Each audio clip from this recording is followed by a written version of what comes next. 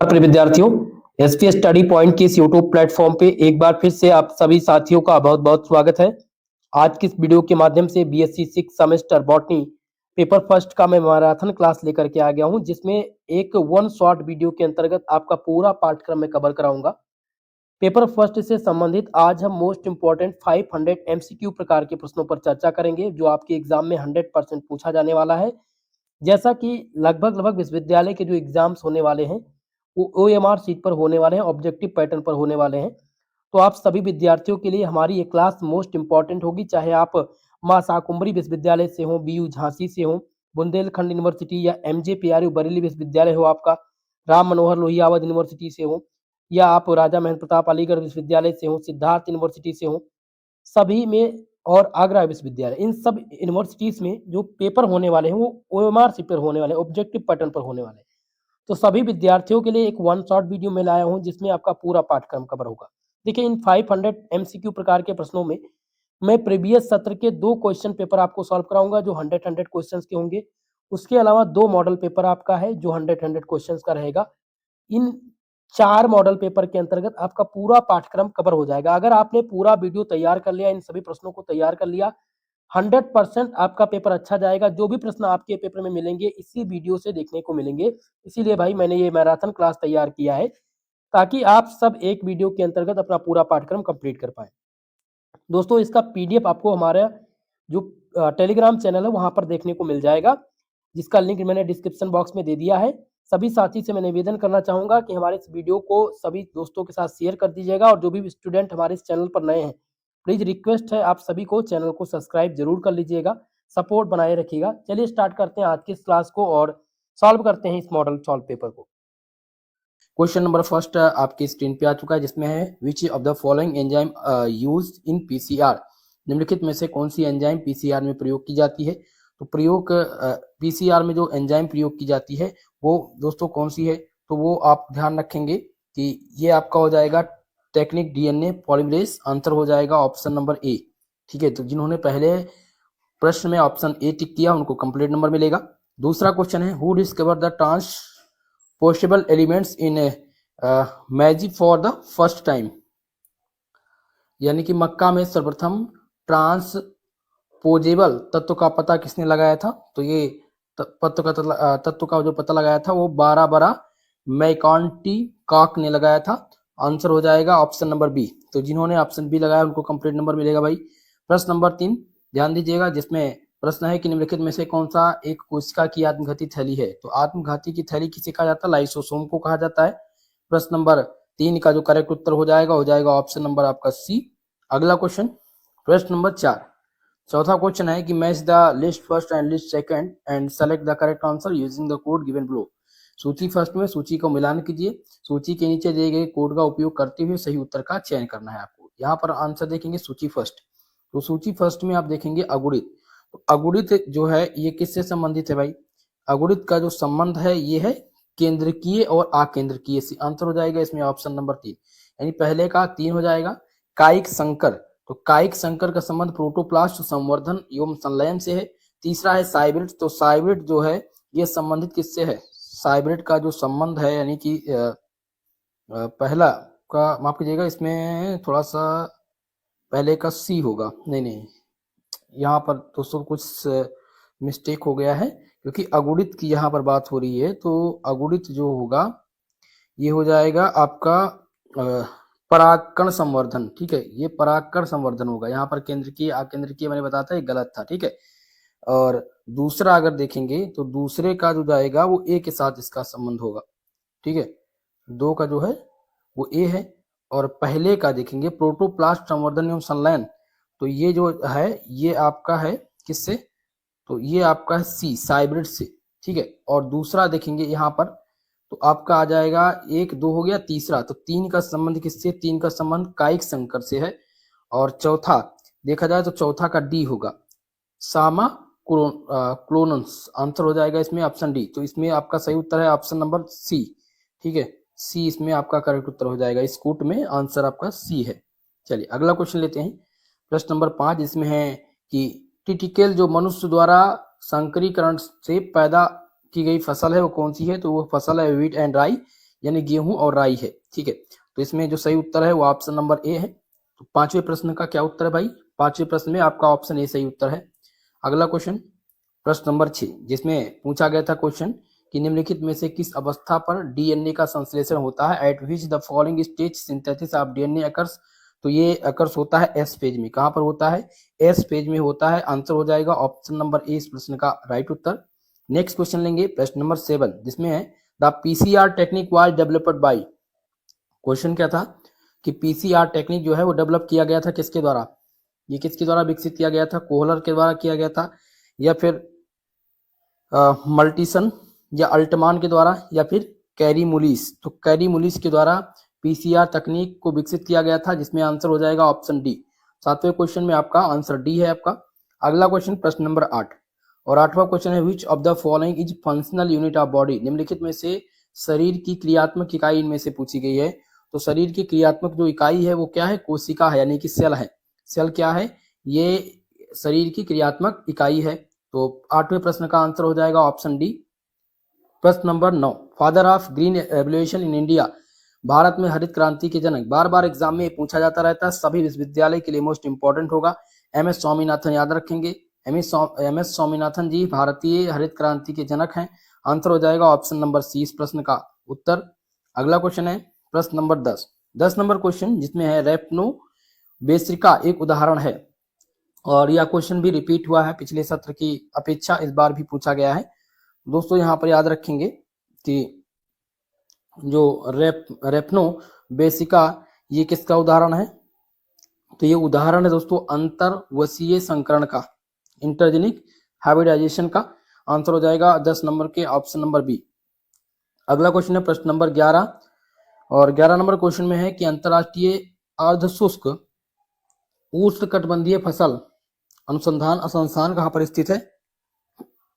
तो ये हैदराबाद इंडिया में है। कहाँ पर है? हैदराबाद इंडिया। आंसर हो जाएगा ऑप्शन नंबर ए अंतरराष्ट्रीय शुष्क उष्णकटिबंधीय फसल अनुसंधान संस्थान, ये हैदराबाद में अवस्थित है। चलिए प्रश्न नंबर 12, और 12वां नंबर प्रश्न है कि कोशिकीय पूर्ण सशक्त किसकी विशेषता है? तो ये विशेषता पूछी गई किसकी? तो ये प्लांट्स की विशेषता है। किसकी है? पौधों की विशेषता है। इसमें आंसर हो जाएगा ऑप्शन नंबर सी। तो 12 नंबर में जिन्होंने ऑप्शन सी लगाया है उनका सही उत्तर होगा प्रश्न नंबर 13, जिसमें है कि क्वेश्चन है कि पर परागकण वाली फसल में स्वपरागण द्वारा प्राप्त संतति जो होती है, संतति होती है, वो क्या कहलाती है? तो इसको क्या कहते हैं दोस्तों? इसको कहते हैं अंतः प्रजात प्रक्रम। क्या कहलाता है? अंतः प्रजात क्रम। आंसर हो जाएगा ऑप्शन सी। 13 नंबर का ऑप्शन सी सही उत्तर है।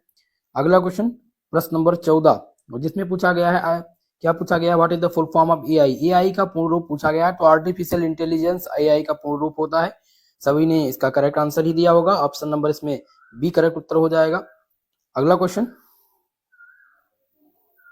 प्रश्न नंबर 15, who is known as the father of tissue culture? ऊतक संवर्धन का जनक किसे कहा जाता है? कई बार ये प्रश्न रिपीट हो चुका है इस बार एग्जाम में। ठीक है, तो ऊतक संवर्धन का जो जनक है किसको जानते हैं? तो ये हैबरलैंड को जानते हैं। ठीक है, हैबरलैंड ऊतक संवर्धन के जनक के रूप में जाने जाते हैं। इसमें आंसर हो जाएगा ऑप्शन नंबर सी इस प्रश्न का राइट उत्तर।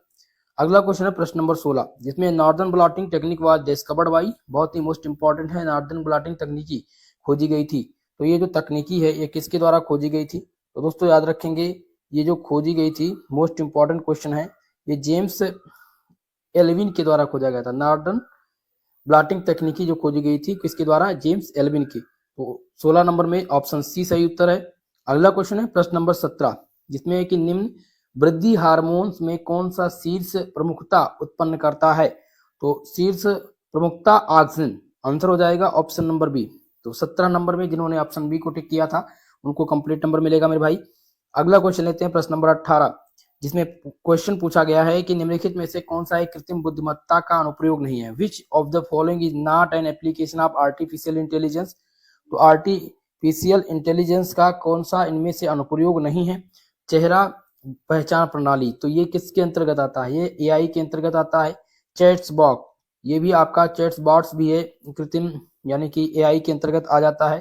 लेकिन जिसमें आपका है LIDAR, ये भी आपका किसके अंतर्गत है, एआई के, लेकिन इसमें डीएमएमएस ये इसके अंतर्गत नहीं आता है। ठीक है, तो आंसर इसमें था ऑप्शन नंबर डी। अगला क्वेश्चन प्रश्न नंबर 19 और 19 नंबर प्रश्न में क्वेश्चन है कि डीएनए आरएनए में पाया जाने वाला निम्नलिखित में से कौन सा प्यूरिन बेस है। तो डीएनए और आरएनए की बात हो रही है। Which of the following is A purine base found in DNA and RNA. तो ये एडानिन पाया जाता है। क्या पाया जाता है, एडानिन। आंसर हो जाएगा ऑप्शन नंबर सी। एडानिन एक प्यूरिन बेस है जो डीएनए और आरएनए में पाया जाता है। ठीक है, चलिए प्रश्न नंबर 20 नंबर क्वेश्चन, जिसमें प्रश्न है कि अगुणित पौधे में, माफ कीजिएगा, अगुणित पौधे किससे प्राप्त किए जाते हैं। क्वेश्चन है haploid plants B obtained from. तो ये किससे ऑब्टेन्ड किए जाते हैं, ये दोस्तों पराग कोश संवर्धन से ऑब्टेन्ड किए जाते हैं। आंसर हो जाएगा ऑप्शन नंबर ए इस प्रश्न में। उत्तर आपका 21 नंबर क्वेश्चन, जिसमें प्रश्न दिया गया है लेप्टोटीन एवं जाइगोटीन अवस्था अर्धसूत्री कोशिका विभाजन की किस अवस्था पर संपन्न होती है। तो ये प्रोफेज फर्स्ट में संपन्न होती है। कहां पर, प्रोफेज फर्स्ट यानी प्रथम पूर्वावस्था में। इसमें 21 में ऑप्शन बी उत्तर आपका हो जाएगा। प्रश्न नंबर 22 और 22 नंबर क्वेश्चन में है कि INFLIB net centre is situated in. तो ये जो है INFLIB नेट सेंटर, ये कहां पर सिचुएटेड है, तो ये गांधीनगर में है। ठीक है, ये कहां पर है, गुजरात के गांधीनगर में। आंसर हो माफ कीजिएगा, आंसर हो जाएगा ऑप्शन नंबर सी। तो 22 में जिन्होंने सी ऑप्शन लगाया है उनको पूरा नंबर मिलेगा मेरे भाई। प्रश्न नंबर 23, इसमें coefficient of variation is calculated by which formula. Coefficient of variation यानी कि विचरण गुणांक का आकलन निम्नलिखित में से किस सूत्र के द्वारा किया जाता है। तो ये सूत्र जो है वो है, कौन सा सूत्र है दोस्तों, तो यहाँ पर याद रखेंगे ये सूत्र है आपका, यहाँ पर सिग्मा अपान एक्स इंटू 100। आंसर हो जाएगा ऑप्शन नंबर सी। चलिए अगला क्वेश्चन लेते हैं, प्रश्न नंबर 24, जिसमें है कि स्थानांतरण ट्रांसलोकेशन इन्वॉल्व्स, स्थानांतरण में सम्मिलित होते हैं। तो स्थानांतरण में क्या सम्मिलित होते हैं, नॉन होमोलोगस क्रोमोसोम। ठीक है, इसमें हो जाएगा समजात गुणसूत्र सम्मिलित होते हैं। तो प्रश्न नंबर 24 में आंसर हो जाएगा ऑप्शन ए। प्रश्न नंबर 25, जिसमें क्वेश्चन है कि मियोसिस गिव्स राइज टू, अर्धसूत्री कोशिका विभाजन के उपरांत कोशिका बनती हैं। तो जब अर्धसूत्री कोशिका विभाजन के उपरांत जो नई कोशिकाएं बनती हैं वो कौन सी कोशिकाएं बनती हैं, तो याद रखेंगे 4 अगुणित कोशिकाएं बनती हैं। कितनी, 4 अगुणित कोशिकाएं, यानी कि 4 haploid cells are formed. Answer हो जाएगा option number D.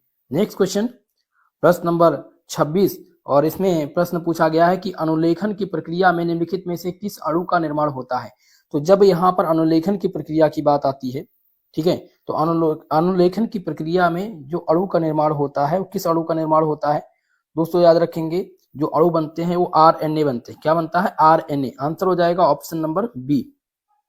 Okay, next question है प्रश्न नंबर 27 और इस क्वेश्चन में है कि यूकैरियोट्स में प्रोटीन संश्लेषण के प्रारंभ होने के लिए कितना अलग अलग कोड होते हैं। तो अलग अलग कोड की बात हो रही है, तो कितने अलग अलग कोड होते हैं दोस्तों, तो इसमें जो कोड अलग अलग होते हैं 1 होते हैं, केवल एक। ठीक है, जो AUG है। आंसर हो जाएगा ऑप्शन नंबर ए इस प्रश्न का सही उत्तर।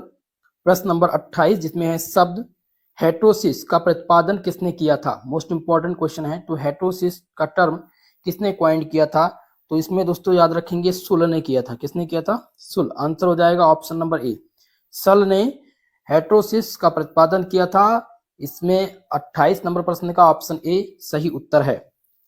नेक्स्ट क्वेश्चन है प्रश्न नंबर 29, जिसमें प्रश्न दिया गया है कि नैनो उर्वरक का परिभाषित लक्षण क्या है। नैनो उर्वरक की यहाँ पर बात हो रही है, तो नैनो उर्वरकों का परिभाषित जो लक्षण है वो क्या है, इसमें से ये आपको बताना है। तो ये है आपका, उनमें पोषक तत्व वितरण में नैनो कण 1 से 100 nm का उपयोग होता है। ठीक है, इसमें आंसर हो जाएगा ऑप्शन नंबर सी। 29 का सी ऑप्शन सही है। प्रश्न नंबर 30, जिसमें है artificial intelligence is classified into how many categories process, यानी कि कृत्रिम बुद्धिमत्ता को कितनी श्रेणी प्रक्रिया में वर्गीकृत किया गया है। तो 3 लगभग संभावित जो देखा जाए वो 3 कैटेगरी में इसको परिभाषित किया गया। एआई की श्रेणियों, एआई की जो प्रमुख श्रेणी है वो मुख्यतः 3 ही हैं। तो ऑप्शन नंबर सी इस प्रश्न का सही उत्तर होगा। प्रश्न नंबर 31, जिसमें scurvy is caused by disease of, scurvy रोग किसकी कमी से होता है। तो स्कर्वी रोग जो होता है ये विटामिन सी की कमी से होता है। किसकी कमी से होता है, विटामिन सी की कमी से होता है। तो इसमें आंसर हो जाएगा ऑप्शन नंबर बी इस प्रश्न का सही उत्तर। प्रश्न नंबर 32 जिसमें golden rice variety in rich in golden rice किस्म में भरपूर है। तो गोल्डन राइस जो होता है ये भरपूर होता है किसमें, विटामिन, कौन से, विटामिन ए, ठीक है, विटामिन ए की मात्रा इसमें भरपूर होती है। तो यहाँ बीटा कैरोटीन, यही आपका सही उत्तर हो जाएगा, आंसर हो जाएगा इसमें ऑप्शन नंबर डी, ठीक है, गोल्डन राइस किस्म में भरपूर है, बीटा कैरोटीन। चलिए अगला क्वेश्चन, प्रश्न नंबर 33, और इस क्वेश्चन में था कि विच of the following is A component in artificial intelligence, निम्नलिखित में से एक कृत्रिम बुद्धिमत्ता का घटक है। तो कृत्रिम बुद्धिमत्ता का घटक इनमें से पूछा गया कौन सा है। तो इनमें पहला ऑप्शन देखेंगे लर्निंग। तो लर्निंग जो है ये इसके सबसे महत्वपूर्ण जो है कंपोनेंट के अंतर्गत आता है एआई के। तो एआई का सबसे जो महत्वपूर्ण कंपोनेंट है वो है लर्निंग, यानी कि सीखना। ऑप्शन नंबर ए 33 का उत्तर हो जाएगा। प्रश्न नंबर 34 बहुत ही मोस्ट इंपॉर्टेंट है और कई बार एग्जाम में आया हुआ है। काई वर्ग परीक्षण X2 टेस्ट प्रथम बार किसने प्रयोग किया था। तो प्रथम बार किसने प्रयोग किया था मेरे भाई, याद रखेंगे ये प्रथम बार जो प्रयोग किया गया था कार्ल पियर्सन के द्वारा। किसके द्वारा, कार्ल पियर्सन के द्वारा प्रयोग किया गया था। आंसर हो जाएगा इसमें ऑप्शन नंबर डी। अगला क्वेश्चन है प्रश्न नंबर 35, जिसमें क्वेश्चन है कि भारत का सर्वप्रथम सफल पराजीनी पौधा कौन सा था। विच of the first successful transgenic plant in India, जिसमें ऑप्शन आपके हैं कपास, धान, तंबाकू या बैगन। तो इनमें से सही उत्तर आपका हो जाएगा ऑप्शन ए, ठीक है, कपास यानी कि बीटी कॉटन भारत का सफल पराजीनी पौधा था। तो 35 नंबर में ऑप्शन ए आपका उत्तर है। प्रश्न नंबर 36, और 36 नंबर क्वेश्चन में है कि उस एंजाइम का चयन कीजिए जिसे डीएनए के खंडों को जोड़ने में प्रयोग किया जाता है। तो डीएनए के खंडों को जोड़ने के लिए प्रयोग किसका किया जाता है, जल्दी से बताने का प्रयास कीजिएगा। जिसमें आपका दिया गया पॉलीमरेज, लाइगेज, सेलुलोज और एक्सोन्यूक्लिएज। जल्दी से आप सब इस क्वेश्चन का आंसर देने का प्रयास करेंगे। तो सही उत्तर क्या हो जाएगा इसमें, लाइगेज। ओके, उस एंजाइम का चयन कीजिए जिसे डीएनए के खंडों को जोड़ने में प्रयोग किया जाता है। तो लाइगेज का प्रयोग इसमें किया जाता है। अगला क्वेश्चन प्रश्न नंबर 37, और 37 नंबर क्वेश्चन है कि इन्फी स्टेटस किसके द्वारा विकसित किया गया था। तो इन्फी स्टेटस जो विकसित किया गया था वो किसके द्वारा दिया गया था, वो किसके द्वारा विकसित किया गया था दोस्तों। तो ये किया गया था इनफिल विनेट के द्वारा। आंसर हो जाएगा ऑप्शन नंबर डी इस प्रश्न का सही उत्तर। प्रश्न नंबर 38, और 38 नंबर क्वेश्चन है निकटवर्ती न्यूक्लियोटाइड्स किसके द्वारा जुड़े होते हैं। तो निकटवर्ती जो न्यूक्लियोटाइड हैं वो जुड़े होते हैं फास्फोडाइस्टर बंध के द्वारा, जिसमें आंसर हो जाएगा ऑप्शन नंबर ए इस प्रश्न का राइट उत्तर। प्रश्न नंबर 39 जिसमें है इन cDNA C stand for. cDNA में C का अर्थ क्या है। तो cDNA में C का जो अर्थ है वो है कॉम्प्लीमेंट्री, जिसमें सही उत्तर हो जाएगा आपका पूरक, ठीक है, ये C का मतलब है।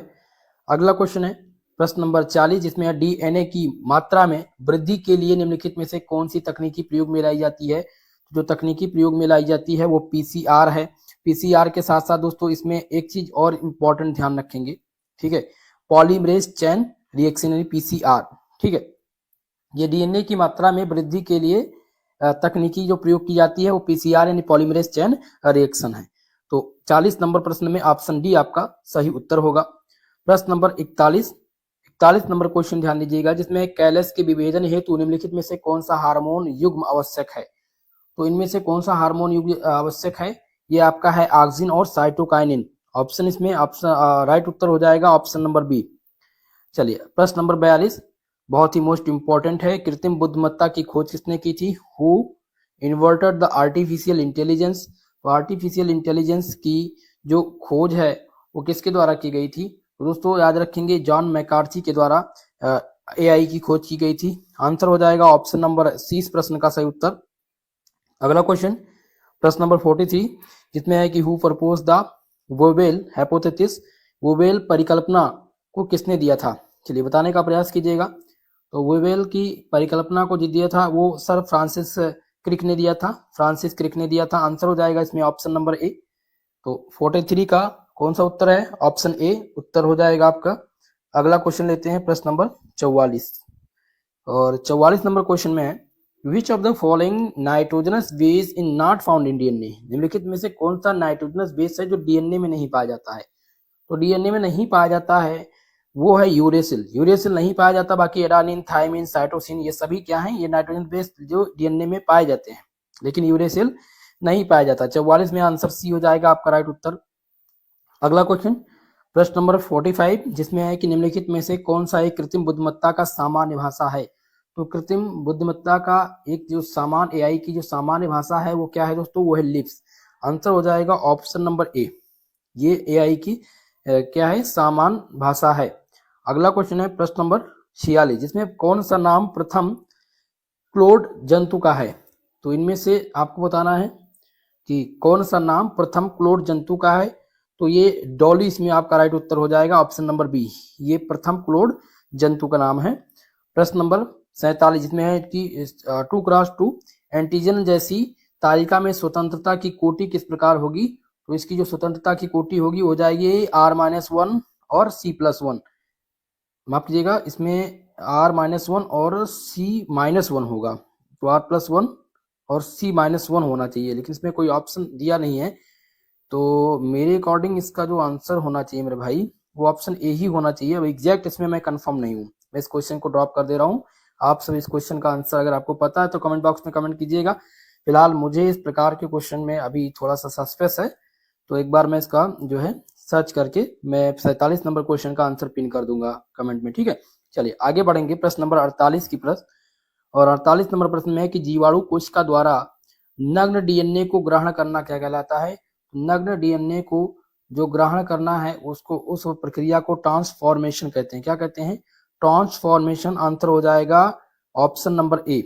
अगला क्वेश्चन प्रश्न नंबर 49 जिसमें तंबाकू मोजेक वायरस टीएमबी में अनुवांशिक पदार्थ कौन है। तो इनमें अनुवांशिक जो पदार्थ है वो है आरएनए। क्या है, आरएनए। आंसर हो जाएगा ऑप्शन नंबर बी, 49 में सही उत्तर।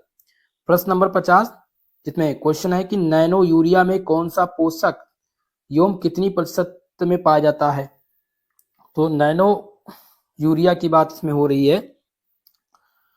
तो दोस्तों नैनो यूरिया में पोषक तत्व की कितनी प्रतिशतता इसमें है, प्रश्न ही गड़बड़ दिया गया है। देखिए, nano urea contain which nutrients, यानी कि कौन से पोषक तत्व को और कितने टाइपिकल कंसंट्रेशन में पाया जाता है। तो फास्फोरस दिया गया है 4%, और बी है पोटेशियम, सी दिया गया है नाइट्रोजन। तो नाइट्रोजन 4% इसमें पाया जाता है। आंसर इसमें सी, यही आपका सही उत्तर होगा 50 नंबर प्रश्न में। प्रश्न नंबर 51 और इसमें पूछा गया गेहूं के भ्रूण कोष में कितने गुणसूत्र होते हैं। कई बार प्रश्न ये रिपीट हो चुका है, ठीक है, इस बात का विशेषकर आप सभी ध्यान रखेंगे। तो गेहूं के भ्रूण कोष में जो गुणसूत्र की संख्या पाई जाती है वो कितने गुणसूत्र पाई जाती है, वो 63 पाई जाती है। आंसर हो जाएगा ऑप्शन नंबर ए। इसमें इसका फॉर्मूला होता है 3n = 3 × 21। तो ये आपका टोटल 63 के आसपास आएगा आंसर, ठीक है। अगला क्वेश्चन है प्रश्न नंबर 52, और इसमें है कि यदि HO सही है तो हम इसे स्वीकार करते हैं तो यह क्या कहलाता है। तो ये टाइप 2 गलती कहलाती है, टाइप 1 एरर। तो ये टाइप 1 एरर कहलाता है। आंसर हो जाएगा ऑप्शन नंबर बी इस प्रश्न का राइट उत्तर। प्रश्न नंबर 53 नंबर प्रश्न दिया गया है, और इसमें पूछा गया क्वेश्चन की INFLIB net newsletter is being published since. तो ये सूचना पत्र कब प्रकाशित हो रहा था। तो ये सूचना पत्र 1995 में प्रकाशित हुआ था। आंसर हो जाएगा ऑप्शन नंबर डी इस प्रश्न का राइट उत्तर। यहाँ से बहुत सारे इंपॉर्टेंट क्वेश्चन हैं जो बार बार पूछे गए हैं, और इस प्रश्न पत्र में से 5 क्वेश्चन, इससे रिलेटेड 5 क्वेश्चन आए हुए हैं। तो आप इन क्वेश्चन को एक बार रिपीट कर लेंगे तो आपके लिए ज्यादा बेटर रहेगा, आसानी रहेगी आपको चीजों समझने में। 54 नंबर क्वेश्चन है, सूची फर्स्ट का सूची सेकंड के साथ मिलाइए और इन सूची के दिए गए कोडों का प्रयोग करते हुए सही उत्तर का चयन कीजिए। जिसमें पहला दिया गया है NPGR, माफ कीजिएगा NBPGR। तो ये NBPGR ये कहाँ पर अवस्थित है, ये सभी संस्थान हैं और संस्थान का मिलान करना है। तो ये दोस्तों याद रखेंगे, ये नई दिल्ली में है। ये कहाँ पर है, नई दिल्ली में NBPGR। दूसरा है CPRI। तो CPRI जो है ये शिमला में है, इसका संबंध हो जाएगा 1 से। और CRRI, तो CRRI का संबंध कटक से है, ये अनुसंधान चावल संस्थान है। NBRI, तो NBRI जो है ये लखनऊ में है। तो इस प्रकार से आंसर हो जाएगा इसमें कौन सा, ऑप्शन ए, ये आपका राइट उत्तर हो जाएगा। चलिए अगले प्रश्न की ओर, प्रश्न नंबर 55 जिसमें है CIMMYT कहाँ पर स्थित है, जिसमें दिया गया है प्रश्न आपका ऑप्शन स्पेन, बी है नाइजीरिया, सी है मैक्सिको और डी दिया गया भारत। तो चलिए इस क्वेश्चन का आंसर आप सभी लोग बताइए जल्दी से कि इस क्वेश्चन का क्या उत्तर हो जाएगा। तो कभी कभी क्या होता है, इसका फुल फॉर्म ही पूछ लिया जाता है, क्या इसका पूरा नाम, तो इसका जो पूरा नाम है वो है अंतर्राष्ट्रीय मक्का और गेहूं सुधार केंद्र, और इसका जो मुख्यालय है वो मैक्सिको में स्थित है, ठीक है। और यह जो है ये टेक्सास कोक के पास मैक्सिको सिटी के बाहरी इलाके में स्थित एक गैर लाभकारी कृषि अनुसंधान संस्थान है, ठीक है। तो इसमें सही उत्तर आपका हो जाएगा मैक्सिको, आंसर हो जाएगा ऑप्शन सी। अगला क्वेश्चन प्रश्न नंबर आपका है 56, और 56 नंबर क्वेश्चन जिसमें है कि क्वेश्चन पूछा गया है कि क्षेत्र प्राभिकता किससे संबंधित है, pseudo dominance is associated with, ये ट्रांसलोकेशन से यानी स्थानांतरण से है, या द्विगुणन से संबंधित है, या प्रतिलोमन से, या फिर न्यूनता। तो 56 नंबर प्रश्न का जो सही उत्तर आपका हो जाएगा वो हो जाएगा डिलीटेशन, यानी कि ये न्यूनता से संबंधित है, ऑप्शन नंबर डी इस प्रश्न का सही उत्तर होगा। प्रश्न नंबर 57 जिसमें है कि संकरण के समय, क्वेश्चन कह रहा है संकरण के समय पुष्प से पुंकेसर को निकालने को क्या कहते हैं, तो पुष्प से पुंकेसर को निकालने को क्या कहा जाता है, इसको कहते हैं नपुंसीकरण, ऑप्शन हो जाएगा ऑप्शन नंबर बी इस प्रश्न का सही उत्तर। प्रश्न नंबर 58 जिसमें है कि पश्चावस्था एक मेटाट्रांसक्रिक गुणसूत्र किस प्रकार की आकृति को बना लेते हैं, तो ये किस प्रकार की आकृति बनाते हैं, बी शेप आकृति बनाते हैं, आंसर हो जाएगा ऑप्शन नंबर ए। प्रश्न नंबर 59 और इसमें है कि एकल गुणित को किस प्रकार प्रदर्शित किया जाता है, तो एकल गुणित की बात हो रही है दोस्तों। एकल गुणित को जो प्रदर्शित किया जाता है वो एक्स से प्रदर्शित किया जाता है, किस प्रकार से, एक्स से, आंसर हो जाएगा ऑप्शन नंबर सी इस प्रश्न का राइट उत्तर। प्रश्न नंबर 60 जिसमें है रेफनो वेसिका को 1928 में सर्वप्रथम किसने विकसित किया था, तो सर्वप्रथम विकसित जो किया था वो कार पेंचिको ने इसको विकसित किया था, आंसर इसमें हो जाएगा ऑप्शन नंबर डी इस प्रश्न का सही उत्तर। नेक्स्ट क्वेश्चन है, इसमें सामान्य गेहूं पूछा गया है, बहुत ही मोस्ट इंपॉर्टेंट है। तो सामान्य गेहूं जो है ये क्या है, हेक्साप्लाइड है, इसमें आंसर हो जाएगा ऑप्शन नंबर डी इस प्रश्न का राइट उत्तर। नेक्स्ट क्वेश्चन है, मिलान करना है ए और बी, ठीक है, इसमें भी मैच द फॉलोइंग, इसमें आप देखेंगे पहला दिया गया है और फसल को किस्मों से मिलान, ये फसल है और इनके किस्म दिए गए हैं। तो गेहूं की कौन सी किस्म है, तो गेहूं की जो किस्म है बहुत ज्यादा प्रचलित किस्म है PBW, ठीक है, ये गेहूं की किस्म है। दूसरा है धान की किस्म पूछा गया, तो धान की जो किस्म है वो है माफ कीजिएगा IR26, ये धान की किस्में है। मक्का की किस्म जो है, मक्का की इनमें से कौन सी किस्म है, तो याद रखेंगे ये शक्ति मक्का की किस्म है। आलू की फुरफुरी ज्योति, ये आलू की किस्में हैं। तो इस प्रकार से इसमें कौन सा उत्तर सही हो जाएगा, ऑप्शन नंबर डी इसमें आपका राइट उत्तर हो जाएगा। इसको आप लोग मिलान कर लीजिएगा, ठीक है। इस प्रकार से किस्म पूछ लिया जाता है। तो एक बार याद रखेंगे कि गेहूं की जो किस्म है वो है, गेहूं की जो किस्म है वो क्या है, PBW 34, जिसमें आपका सी हो जाएगा पहले का। दूसरा है धान का पूछा गया है, तो धान का जो किस्म है वो है माफ कीजिएगा IR26, यानी कि ऑप्शन इसमें डी होगा। मक्का की जो किस्म है वो शक्ति है, यानी ए होगा। और आलू की जो है वो सी हो जाएगा, यानी कि कुफरी ज्योति। प्रश्न नंबर 63 जिसमें निम्नलिखित में से कौन सा इनफ्लिबनेट की सेवा नहीं है, तो इनफ्लिबनेट सेवा गतिविधि इनमें से कौन सा नहीं है, तो दोस्तों याद रखेंगे निकलिन, यानी NACLIN, ये इसमें एक सेवा गतिविधि नहीं है। बाकी सभी जो है सेवा गतिविधि के अंतर्गत आते हैं इनफ्लिबनेट के। तो इसमें 63 नंबर में ऑप्शन सी सही उत्तर था। प्रश्न नंबर 64 और 64 नंबर क्वेश्चन में पूछा गया प्रश्न कि विश्व का प्रथम नैनो उर्वरक नैनो यूरिया तरल का किस कंपनी द्वारा शुभारंभ किया गया था, तो ये शुभारंभ किसके द्वारा किया गया था दोस्तों, याद रखेंगे तो ये किया गया था IFFCO इफको के द्वारा, आंसर हो जाएगा ऑप्शन नंबर सी इस प्रश्न का राइट उत्तर। नेक्स्ट क्वेश्चन है प्रश्न नंबर 65 और इसमें क्वेश्चन दिया गया है इनफ्लिबनेट केंद्र किस संस्था का स्वायत्त अंतर विश्वविद्यालय केंद्र है, तो ये किसका है दोस्तों, तो दोस्तों ये आपका यूजीसी के अंतर्गत ही आता है। आंसर हो जाएगा ऑप्शन नंबर बी इस प्रश्न का सही उत्तर।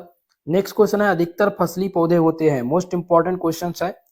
तो अधिकतर जो फसली पौधे होते हैं ये परबहुरित होते हैं। आंसर हो जाएगा ऑप्शन नंबर ए, एलो पॉलीपोलाइट्स। ठीक है, तो 66 नंबर का ऑप्शन ए सही उत्तर होगा। प्रश्न नंबर 67 जिसमें दिया गया monosomy is represented by, monosomy को किस से प्रदर्शित किया जाता है? तो मोनोसोमी को 2n-1 से प्रदर्शित किया जाता है। किससे? 2n-1। आंसर हो जाएगा ऑप्शन नंबर डी इस प्रश्न का सही उत्तर। नेक्स्ट क्वेश्चन है प्रश्न नंबर 68 जिसमें transgenic plant are produced by using Ti plasmid from the, most important है, ट्रांसजीनी पौधे निम्नलिखित में से किसके टीआई प्लाज्मिड का प्रयोग करके उत्पन्न किए जाते हैं? तो उत्पन्न किसके किए जाते हैं? ये एग्रोबैक्टीरियम का प्रयोग करके। आंसर हो जाएगा ऑप्शन नंबर ए। 68 नंबर प्रश्न में जो सही उत्तर आपका है वो ऑप्शन नंबर ए है। नेक्स्ट क्वेश्चन है प्रश्न नंबर 69 और इसमें पूछा गया प्रश्न कि किसी पौधे का जीनोटाइप, यानी माफ कीजिएगा, किस पौधे का जीनोटाइप ABCC है और उससे कितनी प्रकार की गैमेट युग्मक बनेंगे? तो गैमेट युग्मक जो बनेंगे इनमें वो कितने बनेंगे? वो 4 बनेंगे। आंसर हो जाएगा ऑप्शन नंबर बी, यानी 2 की पावर n इक्वल टू 2 की पावर 2, तो 2 की पावर 2 इक्वल टू क्या हो जाएगा? 4। ठीक है, अगला क्वेश्चन प्रश्न नंबर 70 जिनमें प्रश्न है कि निम्नलिखित में से कौन सा उत्परिवर्तन प्रजनन में प्रायः प्रयोग किया जाता है? तो प्रजनन में प्रायः जो प्रयोग किया जाता है वो गामा रेस का प्रयोग किया जाता है। आंसर हो जाएगा इसमें ऑप्शन नंबर सी इस प्रश्न का सही उत्तर। 71 नंबर क्वेश्चन जिसमें है कि अनुवांशिक अनुपात निम्न में से किस जीन प्रतिक्रिया से संबंधित है? तो किस जीन प्रतिक्रिया से संबंधित है? जिसमें पहला दिया गया है आपका ऑप्शन, और पहले ऑप्शन में देखेंगे जिसमें है साह नियंत्रक जीन क्रिया, तो साह नियंत्रक जीन क्रिया होगा नहीं, इसमें संपूरक जीन होगा। 71 में आंसर हो जाएगा ऑप्शन नंबर बी। अगला क्वेश्चन प्रश्न नंबर 72 और 72 नंबर प्रश्न है F1 पौधों का उनके किसी भी जनक के संकरण को कहा जाता है? तो उनके किसी भी संकरण को, जनक के संकरण को क्या कहा जाता है? तो आप सभी लोग इसको याद रखेंगे, इसको क्या कहा जाता है? तो बैक क्रॉस कहा जाता है। क्या कहा जाता है? बैक क्रॉस यानी पूर्व संकरण। ऑप्शन नंबर 20 प्रश्न का राइट उत्तर होगा। प्रश्न नंबर 73 जिसमें दिया गया क्वेश्चन इनफ्लिवनेट का वर्तमान निर्देशक कौन है? तो इसका जो वर्तमान निर्देशक है वो है डॉक्टर देविका मंडाली। आंसर हो जाएगा ऑप्शन नंबर डी इस प्रश्न का राइट उत्तर। 74 नंबर प्रश्न है कि वितरण की उपयुक्तता का परीक्षण किससे किया जाता है? तो इसका जो परीक्षण किया जाता है ये दोस्तों किससे किया जाता है? तो ये काई वर्ग परीक्षण के द्वारा किया जाता है। इसमें आंसर हो जाएगा ऑप्शन नंबर सी इस प्रश्न का राइट उत्तर। इस प्रश्न पत्र का लास्ट क्वेश्चन है कि मानक विचलन का वर्ग होता है। तो मानक विचलन का जो वर्ग होता है स्क्वायर ऑफ SD, वो क्या होता है? वो प्रसरण होता है, वेरिएशन होता है।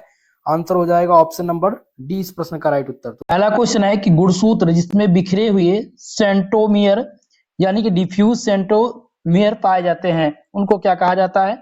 ऑप्शन ए है मेटासेंट्रिक, बी ऑप्शन आपका पॉलीसेंट्रिक, ऑप्शन सी है एक्रोसेंट्रिक और डी दिया गया टीलोसेंट्रिक।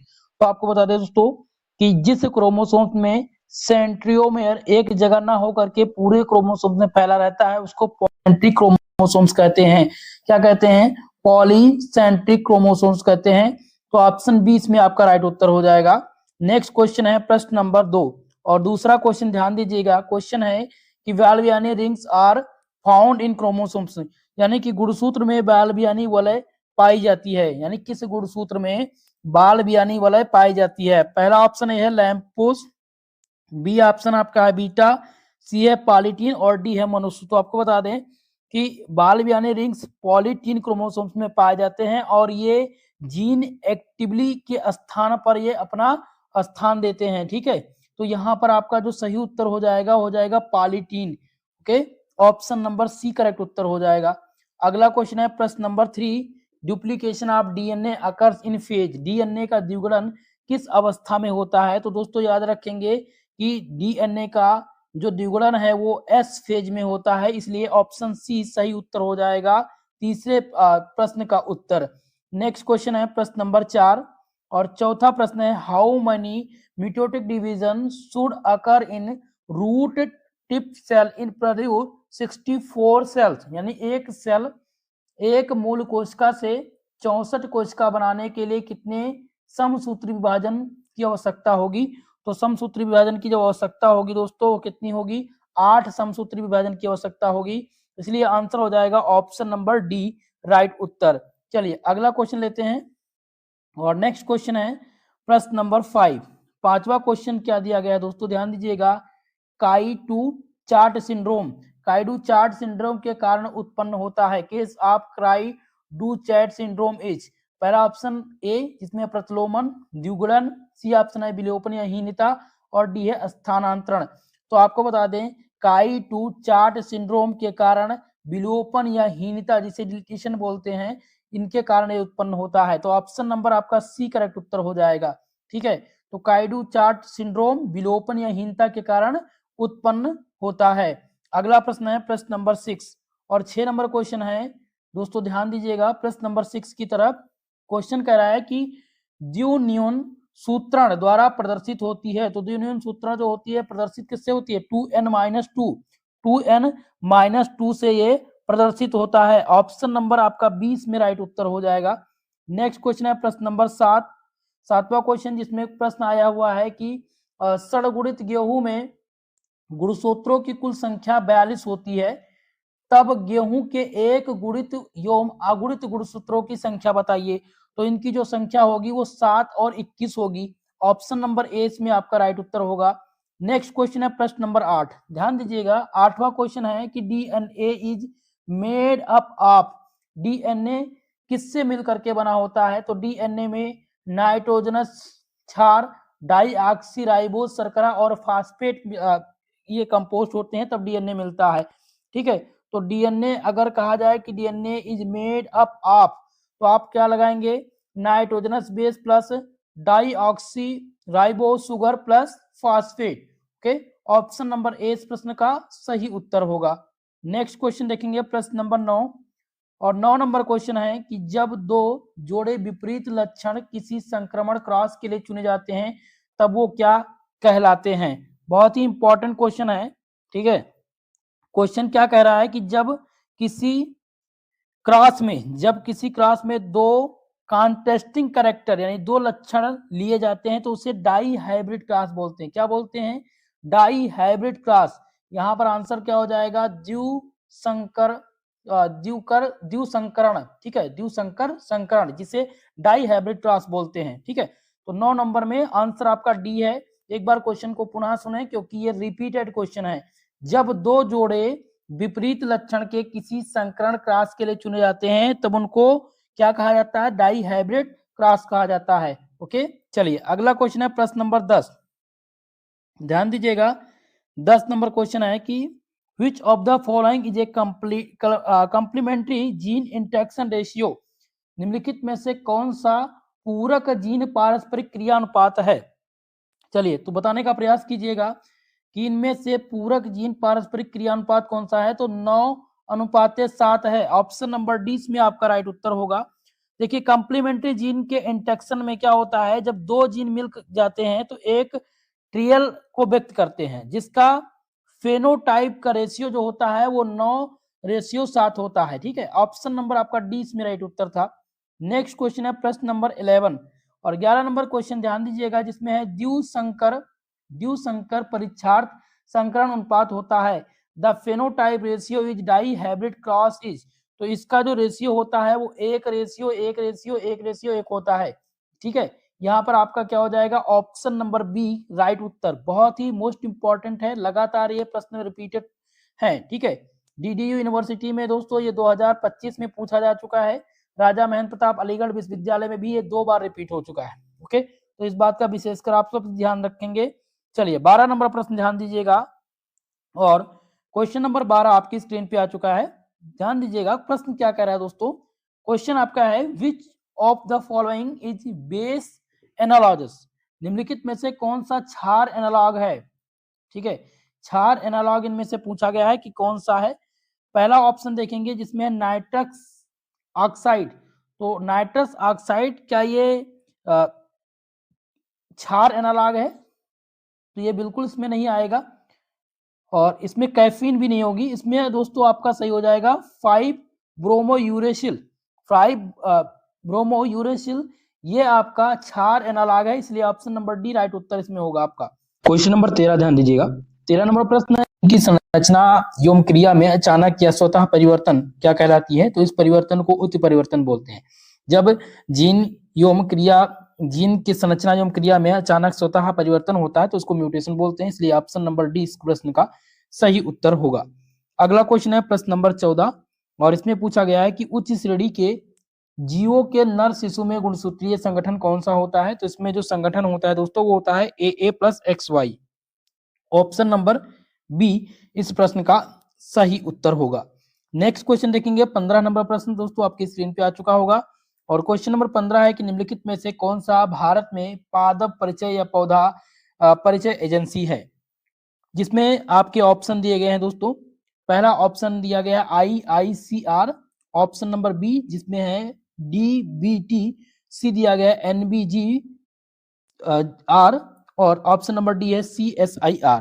तो आपको बता दें कि इनमें से पूछा क्या गया था, पादप परिचय या पौधा परिचय एजेंसी कौन सी है?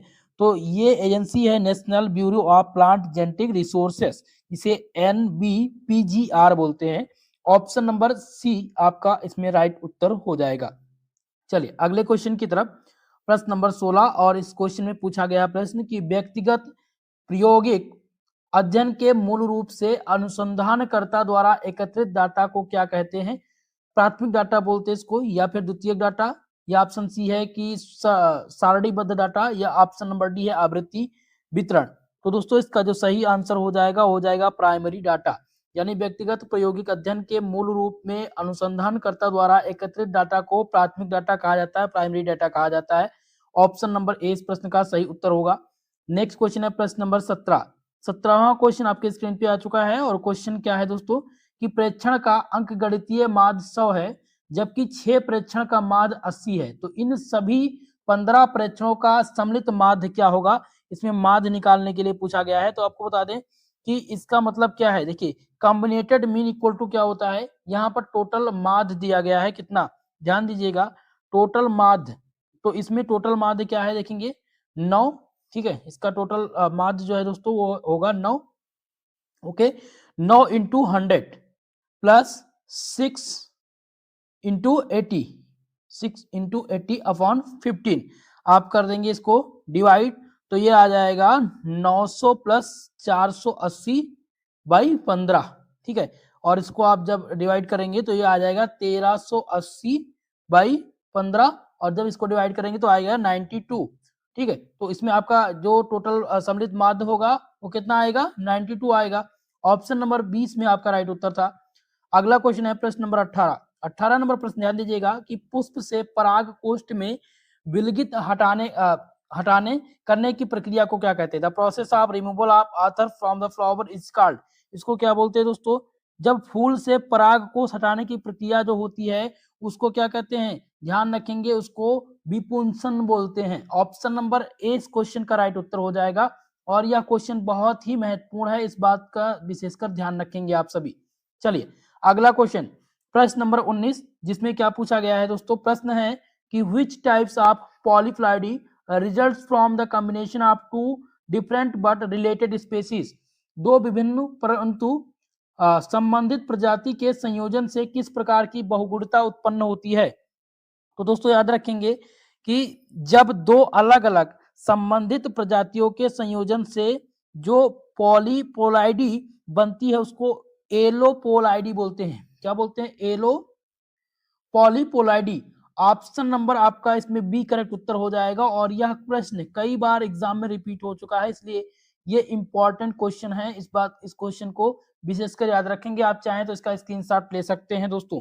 चलिए अगले क्वेश्चन की तरफ, प्रश्न नंबर 20 जिसमें क्या पूछा गया है कि what is the function of mitochondria in eukaryotic cell. Eukaryotic कोशिका में माइटोकॉन्ड्रिया का कार्य क्या है? ऑप्शन ए जिसमें है प्रकाश प्रोटीन का संश्लेषण, बी ऑप्शन है प्रकाश संश्लेषण, ऑप्शन सी आपका है लिपिड संश्लेषण और डी दिया गया है एटीपी संश्लेषण। तो आपको बता दें दोस्तों कि माइटोकॉन्ड्रिया का जो मुख्य कार्य होता है वो एटीपी का सिंथेसिस करना है, एटीपी का क्या करना? संश्लेषण करना। तो यहाँ पर आंसर क्या हो जाएगा? ऑप्शन नंबर डी इस प्रश्न का राइट उत्तर होगा, ठीक है। आप लोग आंसर क्या करेंगे, ऑप्शन नंबर डी। जब भी बात हो यूकैरियोटिक कोशिका में माइटोकॉन्ड्रिया का कार्य तो एटीपी का संश्लेषण, याद रखेंगे आप सभी। प्रश्न नंबर 21 ध्यान दीजिएगा, 21 नंबर क्वेश्चन है, what process result in the exchange of genetic material between the homogeneous chromosomes during the meiosis, यानी कि अर्धसूत्री विभाजन के दौरान समजात गुणसूत्रों के बीच अनुवांशिक सामग्री के आदान प्रदान करने में कौन सी प्रक्रिया होती है। पहला ऑप्शन ए जिसमें लिंकेज, बी है अनुवांशिक बहाव, सी है क्रॉसिंग ओवर और डी है उत्परिवर्तन।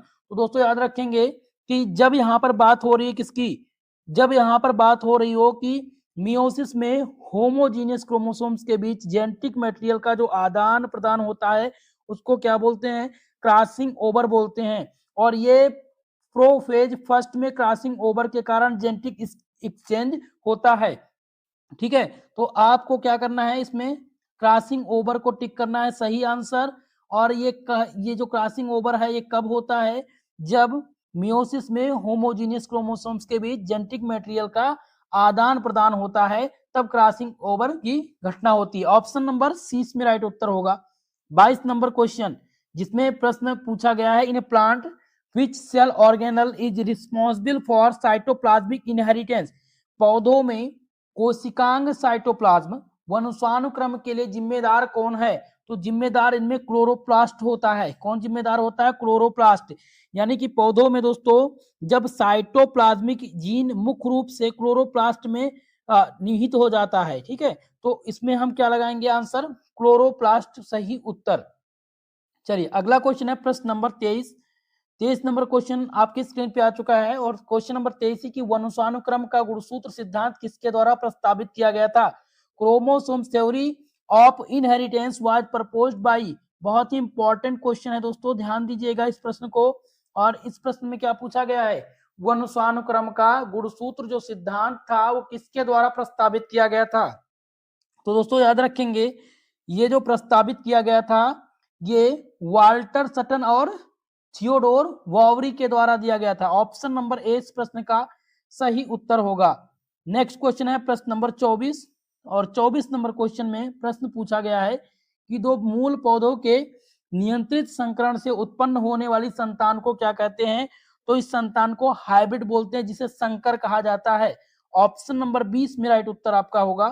प्रश्न नंबर 25 जो कि बहुत ही मोस्ट इंपॉर्टेंट क्वेश्चन है दोस्तों और लगातार बार बार ये डियर स्टूडेंट पूछा जाता रहता है कि किस भारतीय वैज्ञानिक और पादप प्रजनक को उच्च उपज देने वाले गेहूं की किस्मों विशेष रूप से चमत्कारी गेहूं के विकास में योगदान के लिए जाना जाता है। तो किसको जाना जाता है ये आपको बताना है। तो एम एस स्वामीनाथन जी, एम एस स्वामीनाथन जी को किस रूप में जाना जाता है, एक भारतीय वैज्ञानिक हैं जो पादप प्रजनन को उच्च उपज देने वाली गेहूं की किस्मों के विशेष रूप से चमत्कारी गेहूं के विकास और उनके योगदान के लिए जिम्मेदार हैं। ऑप्शन नंबर आपका ए करेक्ट उत्तर इसमें हो जाएगा। नेक्स्ट क्वेश्चन देखेंगे प्रश्न नंबर 26 नंबर क्वेश्चन जिसमें क्या पूछा गया है, who discovered the first nano tube, प्रथम नैनो ट्यूब की खोज किसने की थी। चलिए बताने का प्रयास कीजिएगा कि प्रथम नैनो ट्यूब की खोज किसने की थी। तो दोस्तों सुमियो इजिमा ने प्रथम नैनो ट्यूब की खोज की थी। ऑप्शन नंबर ए इस प्रश्न का राइट उत्तर होगा। प्रश्न नंबर 27 ध्यान दीजिएगा जिसमें पूछा गया है कि नैनो कण संश्लेषण का उद्देश्य क्या होता है। तो नैनो कण संश्लेषण का जो उद्देश्य है दोस्तों वो है कि समान आकार आकृति वाले नैनो कण का उत्पादन करना। बी आपका है कि नैनो स्केल और सामग्रियों के गुणों का अध्ययन करना, ये सभी नैनो कण के उद्देश्य हैं, ठीक है। और सी आपका विशिष्ट अनुप्रयोगों के लिए नैनो कण का विकसित करना, इसलिए आंसर डी लगाएंगे। एक बात और ध्यान रखेंगे कि जो नैनो ट्यूब है इसकी खोज किसने की थी। तो इसकी खोज जैसा कि मैंने आपको बताया इसकी जो खोज की गई थी सुमियो इजिमा ने की थी। और कब की थी, 1991 में। कभी कभी इसका सन भी पूछ लिया जाता है किस सन में की गई थी, ठीक है। तो प्रथम नैनो ट्यूब की खोज कब की गई थी, 1991 में। किसने किया था, सुमियो इजिमा ने। चलिए अगले प्रश्न की ओर। नेक्स्ट क्वेश्चन है प्रश्न नंबर 28 और 28 नंबर क्वेश्चन ध्यान दीजिएगा क्या पूछा गया है दोस्तों, कौन सा आर्टिफिशियल इंटेलिजेंस तंत्र पौधे की वृद्धि और स्वास्थ्य की दूर से निगरानी करने में मदद करता है।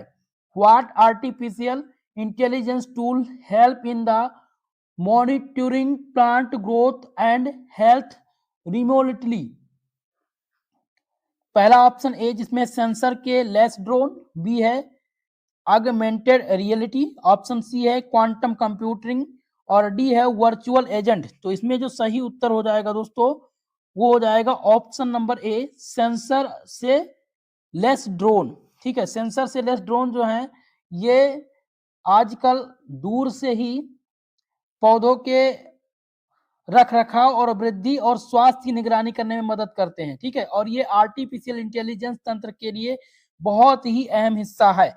तो जब भी प्रश्न आपसे पूछा जाए कि कौन सा आर्टिफिशियल इंटेलिजेंस तंत्र पौधे की वृद्धि और स्वास्थ्य की दूर से निगरानी करने में मदद करता है, तो आप लगाएंगे सेंसर से लेस ड्रोन। ओके, चलिए अगला क्वेश्चन है प्रश्न नंबर 29, जिसमें है कि बिना डेटा एनालिटिक्स क्या है। बिना डेटा एनालिटिक्स यानी कि इसको बिग डेटा एनालिटिक्स बोलते हैं। ठीक है, तो आपसे अगर हिंदी में आप ना समझ पाए तो इंग्लिश में ध्यान रखेंगे। क्या ध्यान रखेंगे कि big data analysis, big data analysis किसे कहते हैं। तो दोस्तों याद रखेंगे जो बिग डेटा एनालिसिस है वो क्या है, the process of extracting in sites and value from large and complex data seat, यानी कि बड़े और जटिल डेटा सीट से गहरी पहुंच और मूल्य निकालने की प्रक्रिया को क्या बोलते हैं, बिग डेटा एनालिसिस बोलते हैं। ऑप्शन नंबर आपका सी इसमें राइट उत्तर हो जाएगा। नेक्स्ट क्वेश्चन है दोस्तों प्रश्न नंबर 30 और बहुत ही महत्वपूर्ण क्वेश्चन है, इसको देखिएगा। ये आपका इंपॉर्टेंट क्वेश्चन क्या है, आईओटी क्या है। आईओटी क्या है, ये एक प्रकार का इंटरनेट ऑफ थिंकिंग है। क्या है ये, internet of thinking. Option number C इस प्रश्न का सही उत्तर हो जाएगा और ये एग्जाम में पूछा जा चुका है, इसलिए 30 नंबर क्वेश्चन को आप लोग इंपॉर्टेंट मानकर इसको टिक लगा लेंगे। ठीक है, ऑप्शन नंबर कौन सा सही है, इंटरनेट ऑफ थिंग्स। चलिए अगले प्रश्न की ओर, प्रश्न नंबर 31 और इसमें क्या पूछा गया है कि निम्नलिखित में से कौन सा शैक्षिक नेटवर्क मुख्य रूप से भारत में उच्च शिक्षा संस्थानों को शैक्षणिक संस्थान और जानकारी प्रदान करने पर केंद्रित है। ऑप्शन ए जिसमें क्या दिया गया है, INFLIBNET, ठीक है, INCNET, BRNET और ऑप्शन डी है NINJA। ठीक है, तो इसका जो सही उत्तर हो जाएगा ऑप्शन नंबर ए, INFLIBNET भारत में विश्वविद्यालयों को पुस्तकालय और डिजिटल संसाधन में उपलब्ध कराता है। ऑप्शन नंबर ए इसमें आपका राइट उत्तर हो जाएगा। अगला क्वेश्चन प्रश्न नंबर है 32, जिसमें पूछा गया है कि संकर चयन में किस पीढ़ी का प्रदर्शन आमतौर पर मूल्यांकन किया जाता है और बीज उत्पादन के लिए उपयोग किया जाता है। तो ये F1 जनरेशन, F1 पीढ़ी के लिए, क्योंकि F1 पीढ़ी में हाइब्रिड बिगर जो हाइड्रोसिस होता है अधिक होता है, इसलिए इसे बीज उत्पादन के लिए प्रयोग करते हैं। अगला क्वेश्चन है प्रश्न नंबर 33, ध्यान दीजिएगा। और 33 नंबर क्वेश्चन में क्या है दोस्तों कि बायोस्टैटिक्स का जनक किसे माना जाता है। तो 34 नंबर क्वेश्चन है कि अंतः प्रजनन अवसाद अक्सर निम्नलिखित में वृद्धि के साथ जोड़ा जाता है। In breathing distress is often associated with the increases in, पहला ऑप्शन ए जिसमें है समयुग्मजता, ऑप्शन बी दिया गया है पेलियोट्रोपिज्म, ऑप्शन नंबर सी है हेट्रोजाइगोसिटी और डी है संकर ओज। तो दोस्तों इसमें जो राइट उत्तर आपका हो जाएगा, सही आंसर जो हो जाएगा वो क्या हो जाएगा, आपका हो जाएगा होमोजाइगोसिटी यानी कि समयुग्मजता। ऑप्शन नंबर ए इसमें करेक्ट उत्तर हो जाएगा इस क्वेश्चन का। अगला क्वेश्चन प्रश्न नंबर 35 नंबर क्वेश्चन है कि किसी क्रम में व्यवस्थित किए जाने पर दिए गए डेटा के माध्यमान को क्या कहा जाता है।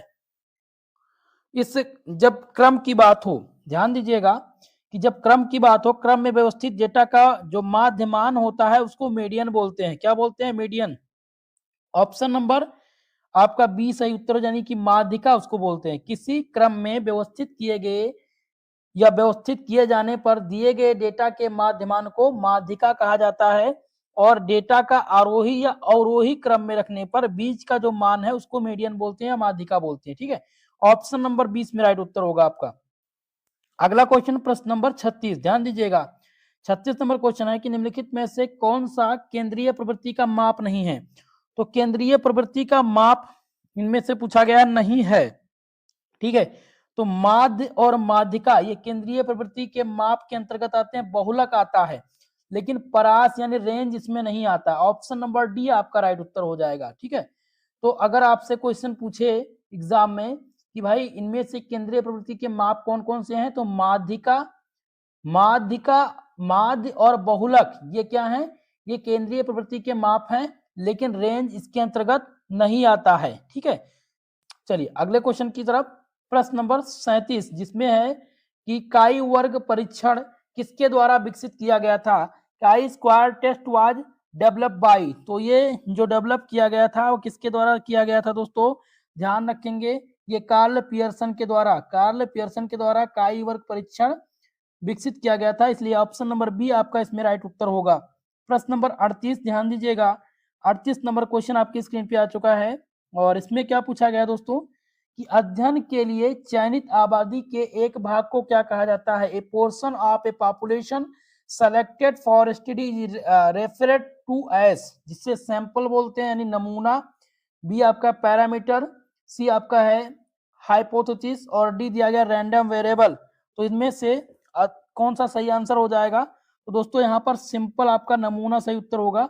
अध्ययन के लिए चयनित आबादी के एक भाग को क्या कहा जाता है? नमूना कहा जाता है, इसलिए कौन सा आंसर सही है? ऑप्शन नंबर ए सही होगा।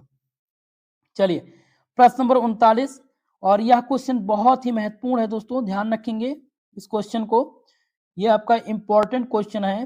क्वेश्चन क्या है कि टिश्यू कल्चर के जड़ निर्माण को प्रेरित करने के लिए आमतौर पर किस पादप हार्मोन का उपयोग किया जाता है? Which plant hormone is commonly used to induce root formation in tissue culture? पहला ऑप्शन ए जिसमें है साइटोकाइनिन, बी आपका ऑप्शन है कि गिबरेलिन, ऑप्शन सी है ऑक्सिन और डी दिया गया एथिलीन। तो दोस्तों इसमें जो सही उत्तर हो जाएगा ऑक्सिन। क्या हो जाएगा? ऑक्सिन। ठीक है, टिश्यू कल्चर में जड़ निर्माण को प्रेरित करने के लिए आमतौर पर जिस पादप हार्मोन्स का उपयोग करते हैं उसको ऑक्सिन कहा जाता है। ऑप्शन नंबर सी आपका राइट उत्तर होगा इसमें। नेक्स्ट क्वेश्चन देखेंगे प्रश्न नंबर 40 नंबर क्वेश्चन है कि पादप ऊतक संवर्धन के दौरान बनी कोशिकाओं के अविभाजित समूह के लिए कौन से शब्द का प्रयोग किया जाता है? What is the term used to describe the undifferentiated mass of cell formed during the plant tissue culture? इसको क्या बोलते हैं? भ्रूण बोलते हैं, या कैलस, या कोपल, या फिर मेरिस्टेमेट?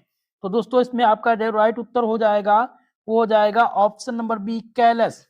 ठीक है, आंसर क्या हो जाएगा? ऑप्शन नंबर बी कैलस हो जाएगा, क्योंकि जो अविभाजित कोशिका का समूह है उसको क्या बोलते हैं? कैलस कहते हैं। ठीक है, ऑप्शन नंबर बी राइट उत्तर है। अगला क्वेश्चन है प्रश्न नंबर 41 जिसमें क्या प्रश्न पूछा गया दोस्तों? 41 नंबर क्वेश्चन है कि पादप ऊतक संवर्धन मीडिया में अगर अगर की भूमिका क्या है? What is the role of agar agar in plant tissue culture median? तो इसमें क्या भूमिका है भाई? पादप ऊतक संवर्धन मीडिया में अगर अगर की भूमिका क्या है? पहला ऑप्शन ए कह रहा है भाई कार्बन स्रोत ये प्रदान करता है अगर अगर, या पीएच को विनियमित करता है। ऑप्शन सी कह रहा है कि ये रचनात्मक सहारा प्रदान करता है, और डी है नाइट्रोजन के स्रोत के रूप में कार्य करना। तो इनमें से जो राइट उत्तर हो जाएगा वो क्या हो जाएगा? ध्यान दीजिएगा, इसमें सही उत्तर हो जाएगा ऑप्शन नंबर सी, संरचनात्मक सहारा प्रदान करता है। ठीक है, ये क्या करता है? पादप ऊतक संवर्धन मीडिया में अगर अगर की भूमिका है संरचनात्मक सहारा प्रदान करना। ऑप्शन नंबर सी राइट उत्तर है। प्रश्न नंबर 42 ध्यान दीजिएगा। 42 नंबर क्वेश्चन है कि ऊतक संवर्धन में विभिन्न पौधों की प्रजातियों के प्रोटोप्लास्ट के संलयन का वर्णन करने के लिए किस शब्द का प्रयोग किया जाता है? तो जो शब्द प्रयोग किया जाता है दोस्तों उसको क्या बोलते हैं? उसको सोमेटिक हाइब्रिडाइजेशन बोलते हैं, जिसे हिंदी में कहा जाता है दैहिक संकरण। ऑप्शन नंबर बी इसमें आपका राइट उत्तर हो जाएगा। चलिए अगले क्वेश्चन की तरफ। क्वेश्चन नंबर आया 43 जिसमें पूछा गया क्वेश्चन कि वायरस मुक्त पौधों को इसके माध्यम से उगाया जाता है। Virus free plant can be released through, यानी कि जो वायरस मुक्त पौधे होते हैं वो किसके माध्यम से उगाए जाते हैं? तो दोस्तों ये जो उगाए जाते हैं वो मेरिस्टेमेट कल्चर के द्वारा वायरस मुक्त पौधे उगाए जाते हैं। ऑप्शन नंबर सी इस क्वेश्चन में आपका राइट उत्तर हो जाएगा। नेक्स्ट क्वेश्चन है प्रश्न नंबर 44 और यह बहुत ही मोस्ट इंपॉर्टेंट क्वेश्चन है। इसको आप इंपॉर्टेंट पहले ही नोट कर लीजिएगा क्योंकि क्वेश्चन क्या है, शोध गंगा क्या है? व्हाट इज द शोध गंगा? क्वेश्चन क्या पूछा गया दोस्तों? शोध गंगा पूछा गया है कि शोध गंगा क्या है। ऑप्शन ए जिसमें दिया गया कि इलेक्ट्रॉनिक थीसिस और शोध प्रबंध का एक डिजिटल भंडार, क्या इसको शोध गंगा कहते हैं? या ऑप्शन बी दिया गया है कि एक ऑनलाइन पाठ्यक्रम प्रबंधन प्रणाली, तो ये बिल्कुल भी नहीं है भाई, ये ऑनलाइन पाठ्यक्रम प्रबंधन प्रणाली के अंतर्गत नहीं आता है और ना ही एक शोध निजी एजेंसी है। ऑप्शन डी दिया गया है कि कौशल विकास के लिए सरकारी पहल, तो बिल्कुल ये भी इसमें नहीं आता है। ये शोध गंगा जो है एक प्रकार का इलेक्ट्रॉनिक थीसिस और शोध प्रबंधन का एक डिजिटल भंडार है, इसलिए आंसर ए इसमें आपका राइट उत्तर हो जाएगा। ठीक है, तो आप सभी लोग इसको इम्पोर्टेंट मान करके तैयार कर लीजिएगा, नोट डाउन कर लीजिएगा। चलिए आगे बढ़ते हैं नेक्स्ट प्रश्न की तरफ और नेक्स्ट क्वेश्चन आपका है 45 जिसमें पूछा गया है कि the scientist who propose the concept of unit membrane for the 3 layered biological membrane of lipoprotein was, यानी कि किस वैज्ञानिक ने 3 परतीय यूनिट झिल्ली होने की धारणा दी थी जो कि लिपोप्रोटीन की बनी होती है। ठीक है, उनका नाम क्या था ये आपको बताना है। तो उनका नाम दोस्तों क्या था? जे रॉबर्टसन ने ये जो है ये धारणा दी थी। तो जे रॉबर्टसन जी ये एक वैज्ञानिक थे जिन्होंने 3 परतीय यूनिट झिल्ली होने की धारणा दी थी जो कि लिपोप्रोटीन से मिलकर के बनी होती है। ठीक है, तो ये क्वेश्चन भी आपका इंपॉर्टेंट है और इसमें आंसर हो जाएगा ऑप्शन नंबर डी आपका राइट उत्तर। क्लियर है? चलिए दोस्तों आप सबसे निवेदन है वीडियो को लाइक शेयर कर दीजिए भाई, और जितने भी छात्र हमारे जुड़ चुके हैं नए सभी से निवेदन है वीडियो को लाइक शेयर कर दीजिएगा और चैनल पर नए हैं तो चैनल को सब्सक्राइब जरूर कर लीजिएगा। चलिए अगला क्वेश्चन लेते हैं। प्रश्न नंबर आपका है 46 नंबर क्वेश्चन जिसमें है फ्लड मोजिंग मॉडल के अनुसार प्लाज्मा मेम्ब्रेन बनी होती है। मोस्ट इंपॉर्टेंट क्वेश्चन है और आप सब इस क्वेश्चन से अवगत होंगे क्योंकि आप लोगों ने बीएससी के सेमेस्टर सेकंड में जूलॉजी और केमिस्ट्री में ये क्वेश्चन पढ़ा है। ठीक है, और फर्स्ट सेमेस्टर के जूलॉजी में भी पढ़ा था। ठीक है, तो फ्लड मोजिंग मॉडल के अनुसार प्लाज्मा मेम्ब्रेन बनी होती है, ये आपको बताना है। पहला ऑप्शन है सेलुलोज और हेमीसेलुलोज से, बी ऑप्शन कह रहा है कि फास्फोलिपिड और हेमीसेलुलोज से, फास्फोलिपिड एक्सट्रिक्ट और इनएक्सट्रिक प्रोटीन से, ऑप्शन नंबर डी है फास्फोलिपिड और इंगिटल प्रोटीन से। चलिए आंसर करने का प्रयास कीजिएगा, तो इनमें जो सही उत्तर हो जाएगा आपका हो जाएगा ऑप्शन नंबर सी। ठीक है, क्योंकि फ्लड मोजिक मॉडल के अनुसार प्लाज्मा मेम्ब्रेन जो है ये फास्फोलिपिड की द्विपरत और उस पर उपस्थित इंट्रिंसिक और एक्सट्रिंसिक प्रोटीन से बनी होती है, इसलिए ऑप्शन नंबर सी इसमें आपका राइट उत्तर हो जाएगा और ये बहुत ही महत्वपूर्ण क्वेश्चन है। क्लियर है? चलिए अगला क्वेश्चन है, प्रश्न नंबर है 47 और 47 नंबर क्वेश्चन है कि passive transport include, passive transport में होता है, तो पैसिव ट्रांसपोर्ट में क्या होता है? केवल परागण, केवल विसरण या सुविधापूर्ण विसरण, तो ये सभी होते हैं, इसलिए आंसर लगा देंगे ऑल ऑफ दीज पर। चलिए अगला क्वेश्चन है, प्रश्न नंबर है 48 जिसमें पूछा गया है the supporting framework of a cell consist of, किसी भी कोशिका का सहायक फ्रेमवर्क होता है, किसी भी कोशिका का सहायक फ्रेमवर्क पूछा गया है कि ये फ्रेमवर्क होता है। तो दोस्तों बता दें आपको ये माइक्रोट्यूबल और माइक्रोफिलामेंट दोनों होता है, इसलिए आंसर हो जाएगा option number C both of these. चलिए अगला क्वेश्चन प्रश्न नंबर 49 नंबर क्वेश्चन है और इसमें क्या पूछा गया दोस्तों कि प्रोटीन का ग्लाइकोसाइलेशन कहां पर होता है? Glycosylation of proteins occurs in, बहुत ही इंपॉर्टेंट क्वेश्चन है कि प्रोटीन का ग्लाइकोसाइलेशन कहां पर होता है। ऑप्शन ए जिसमें गाल्जी के ट्रांस कक्ष में, बी ऑप्शन है कि एंडोप्लाज्मिक रेटिकुलम, सी ऑप्शन है माइटोकॉन्ड्रिया और डी है श्रावण वेसिकल्स में। तो आपको बता दें दोस्तों प्रोटीन का जो ग्लाइकोसाइलेशन होता है ये कहां पर होता है? ये एंडोप्लाज्मिक रेटिकुलम में होता है। कहां पर होता है? एंडोप्लाज्मिक रेटिकुलम, ऑप्शन नंबर आपका 20 में राइट उत्तर हो जाएगा। चलिए अगले क्वेश्चन की तरफ बढ़ते हैं। नेक्स्ट क्वेश्चन है प्रश्न नंबर 50 और 50 नंबर क्वेश्चन में पूछा गया है endoplasmic reticulum was first discovered by, endoplasmic reticulum को सबसे पहले किसने खोजा था? ऑप्शन ए जिसमें क्या दिया गया है दोस्तों पोर्टर, बी है सटन, ऑप्शन सी दिया गया है वाटसन और डी दिया गया है डी बेरी। चलिए बताने का प्रयास कीजिएगा कि एंडोप्लाज्मिक रेटिकुलम को सबसे पहले किसने खोजा था। तो दोस्तों याद रखेंगे एंडोप्लाज्मिक रेटिकुलम को सर्वप्रथम जो खोजा था उनका नाम था पोर्टर।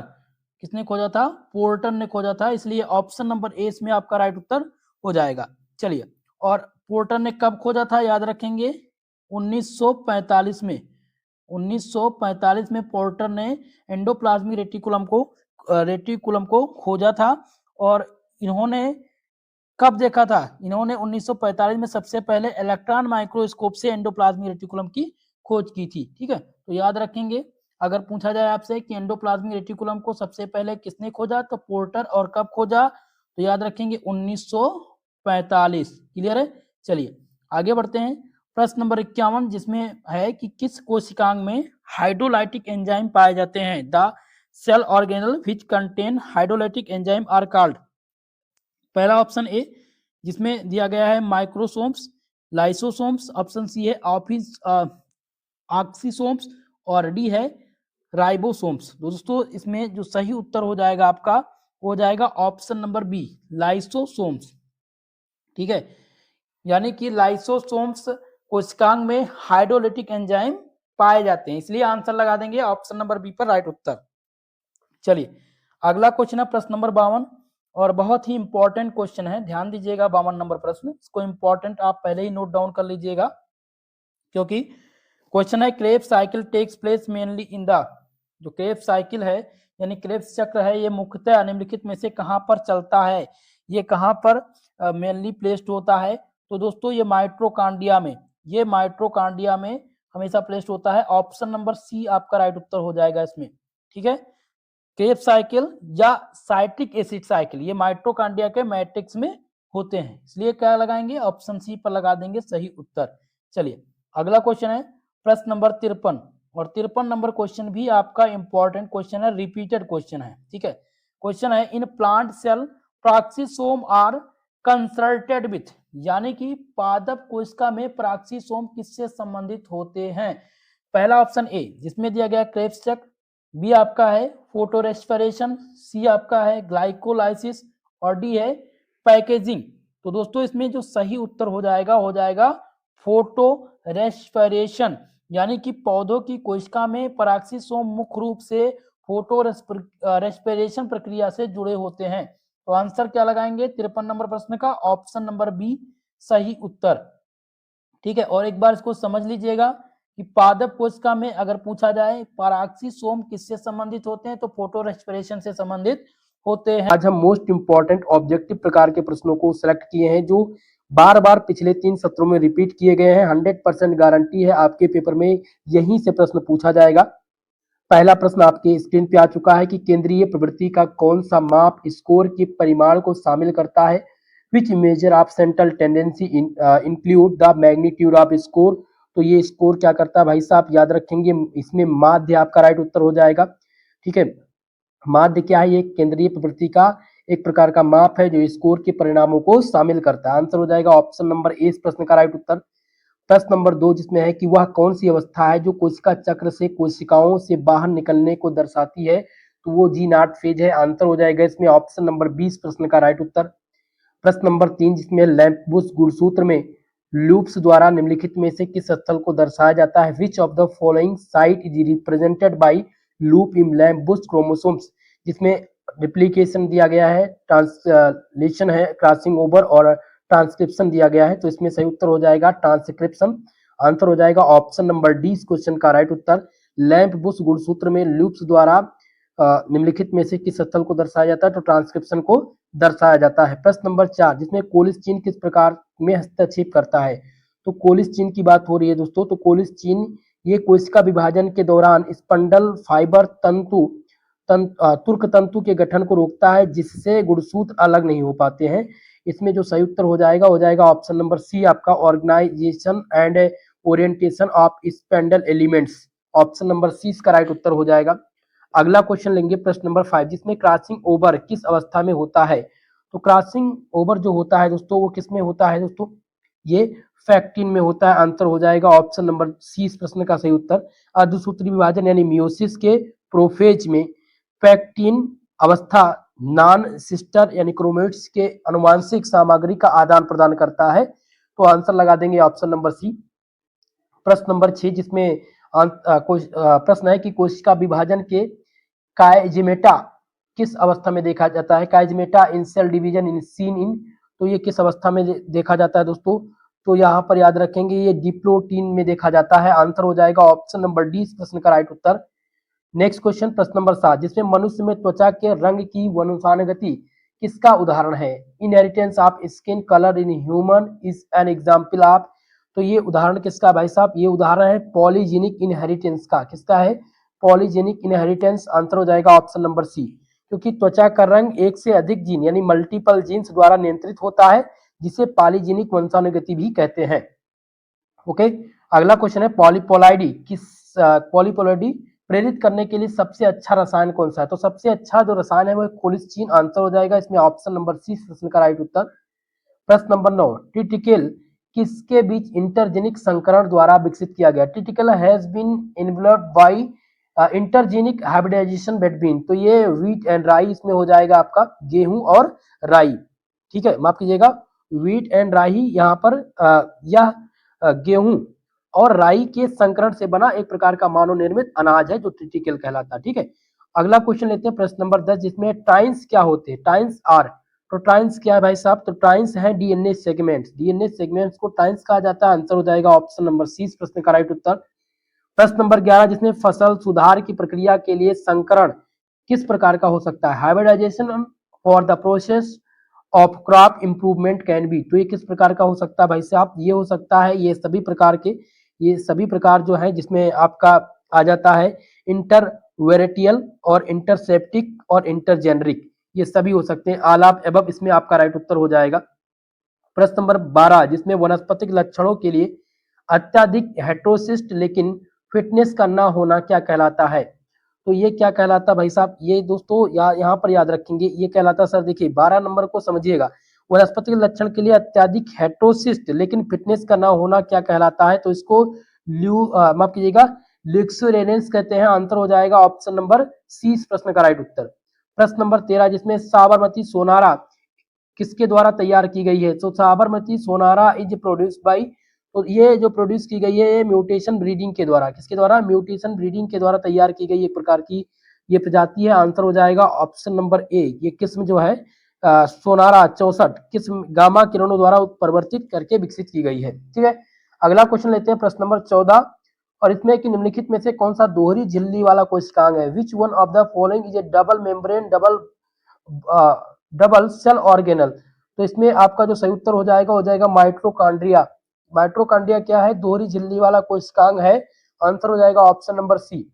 चलिए अगला क्वेश्चन प्रश्न नंबर 15 और 15 नंबर क्वेश्चन है कि कोशिका सिद्धांत सेल थ्योरी किसके द्वारा प्रतिपादित किया गया था। तो ये शिल्डन एंड स्वान के द्वारा प्रतिपादित किया गया था मित्रों, किसके द्वारा, शिल्डन एंड स्वान। इसमें आंसर हो जाएगा ऑप्शन नंबर सी आपका राइट उत्तर। प्रश्न नंबर 16 जिसमें प्लाज्मोडेस्माटा किसमें भाग लेता है। तो प्लाज्मोडेस्माटा टेक्स पार्ट इन, तो ये भाग लेता है किसमें भैया, ये भाग लेता है movement of substance between cell में। आंसर हो जाएगा ऑप्शन नंबर 20 में राइट उत्तर। ये दो पादप कोशिकाओं के साइटोप्लाज्म को जोड़ने वाला सूक्ष्म चैनल होता है जो भाग लेता है किसमें, movement of substance between cell. Okay, प्रश्न नंबर 17 कोशिका चक्र का सही क्रम पूछा गया। तो कोशिका चक्र का जो सही क्रम है वो है G1, इसके बाद में S फेज, फिर G2, फिर M। तो इस प्रकार से कौन सा आंसर सही है, ऑप्शन नंबर 20 प्रश्न का राइट उत्तर हो जाएगा।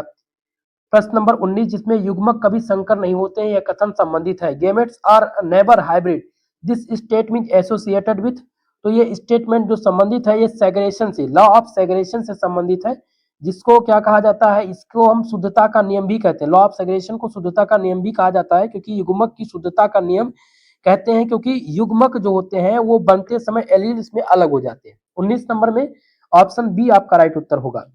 प्रश्न नंबर 20 इसमें AABBCC जीनोटाइप वाले पौधे को स्वयं निषेचित करने पर F2 पीढ़ी के फेनोटाइप अनुपात क्या होगा। तो इसका जो फेनोटाइप अनुपात होगा वो 3:1 होगा। आंसर हो जाएगा ऑप्शन नंबर ए इस प्रश्न का राइट उत्तर। नेक्स्ट क्वेश्चन प्रश्न नंबर 21 जिसमें कि मिश्रित आबादी से बेहतर क्लोन चुनने की प्रक्रिया क्या कहलाती है? तो इस प्रक्रिया को क्या कहते हैं भैया? इस प्रक्रिया को कहते हैं क्लोनल सिलेक्शन। क्या कहते हैं? Clonal selection theory. आंसर हो जाएगा ऑप्शन नंबर ए इस प्रश्न का राइट उत्तर। प्रश्न नंबर 22 जिसमें है रिपल्सन एंड कपलिंग किसके दो चरण है? तो ये जो चरण है ये लिंकेज के चरण है। Repulsion and coupling are two phase of linkage. Answer हो जाएगा ऑप्शन नंबर सी इस प्रश्न का सही उत्तर।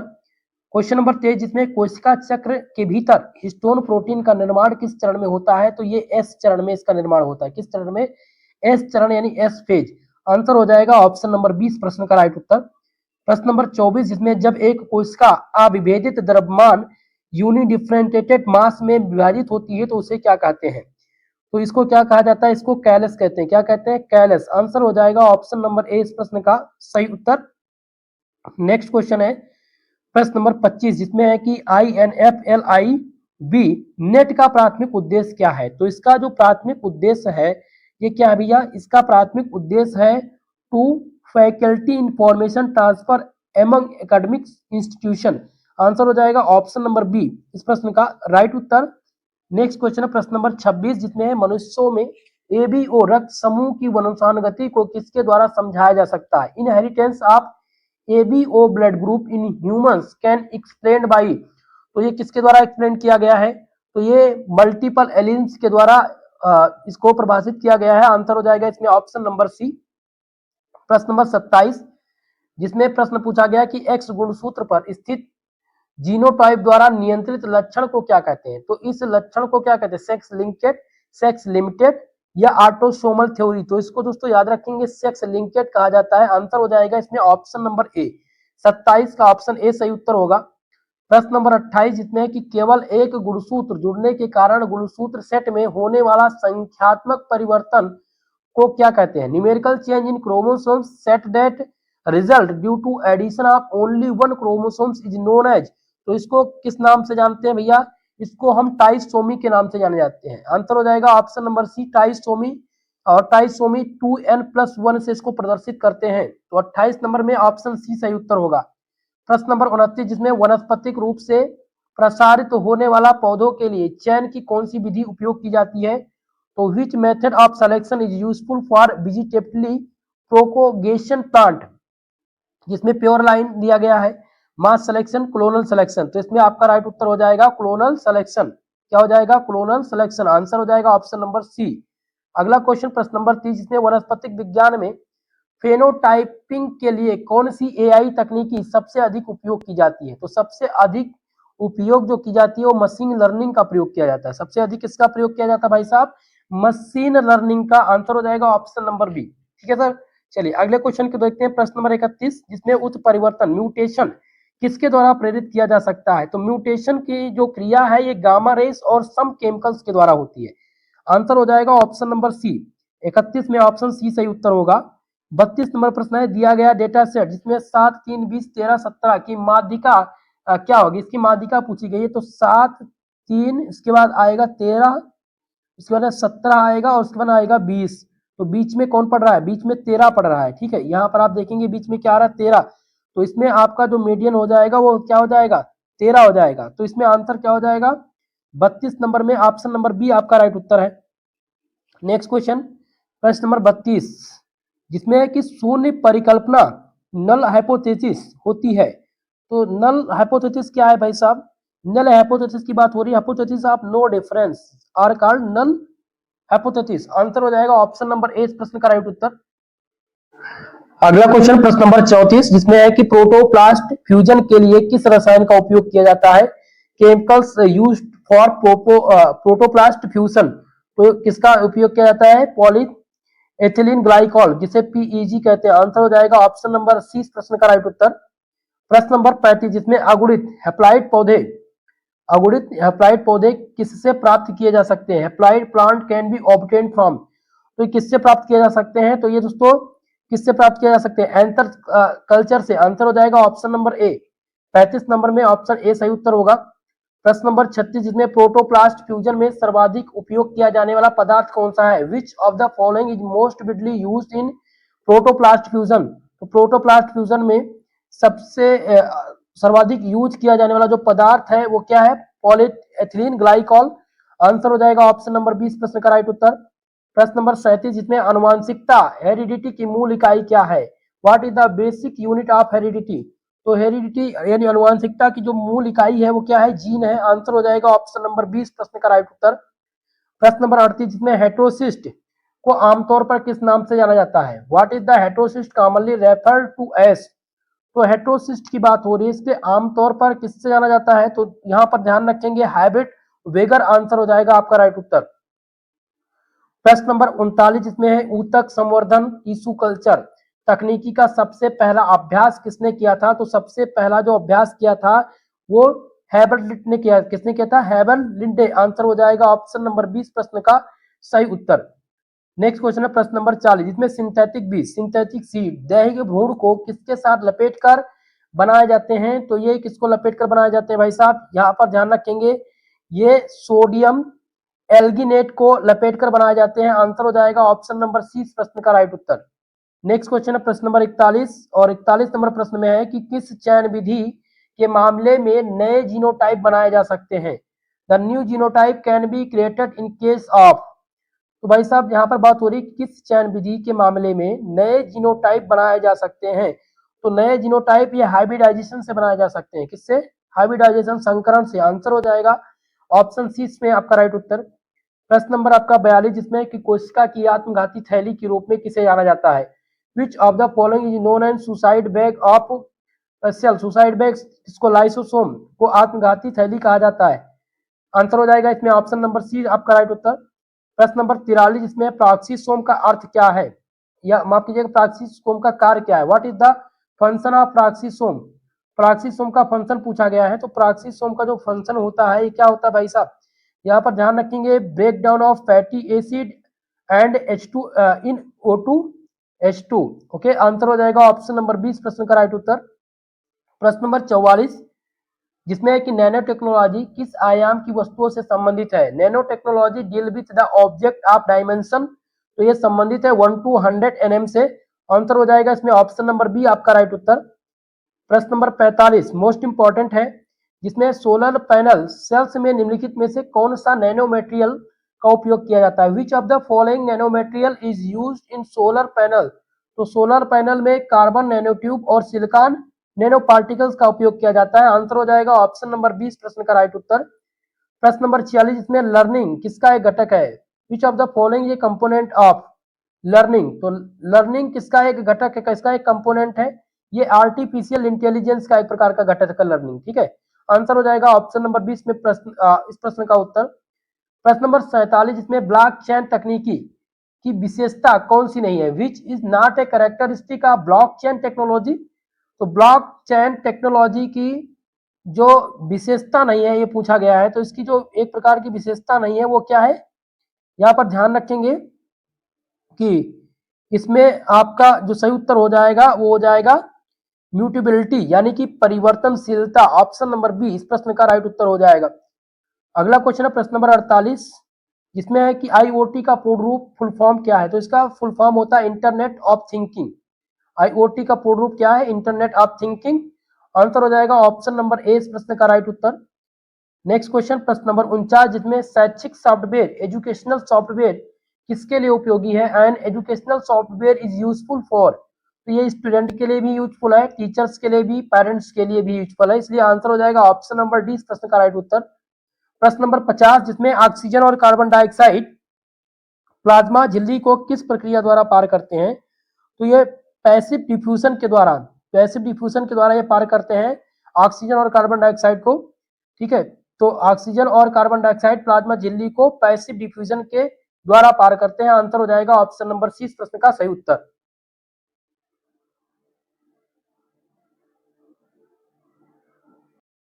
चलिए पार्ट 2 के प्रश्न को हम सॉल्व करेंगे। हमने पार्ट 1 में 50 क्वेश्चंस को चूज किया था और ये सभी रिपीटेड प्रश्न हैं जो अभी 2026 और 25 सत्र के अंतर्गत क्वेश्चन पेपर कराए गए हैं। तो उनके जो रिपीटेड प्रश्न हैं उन्हीं को यहाँ पर मैं सॉल्व करा रहा हूँ। ठीक है, चलिए तो इसमें आपका पहला क्वेश्चन है which of the following crops improvement techniques is based on the concept of cellular टोटियोपोटेंसी।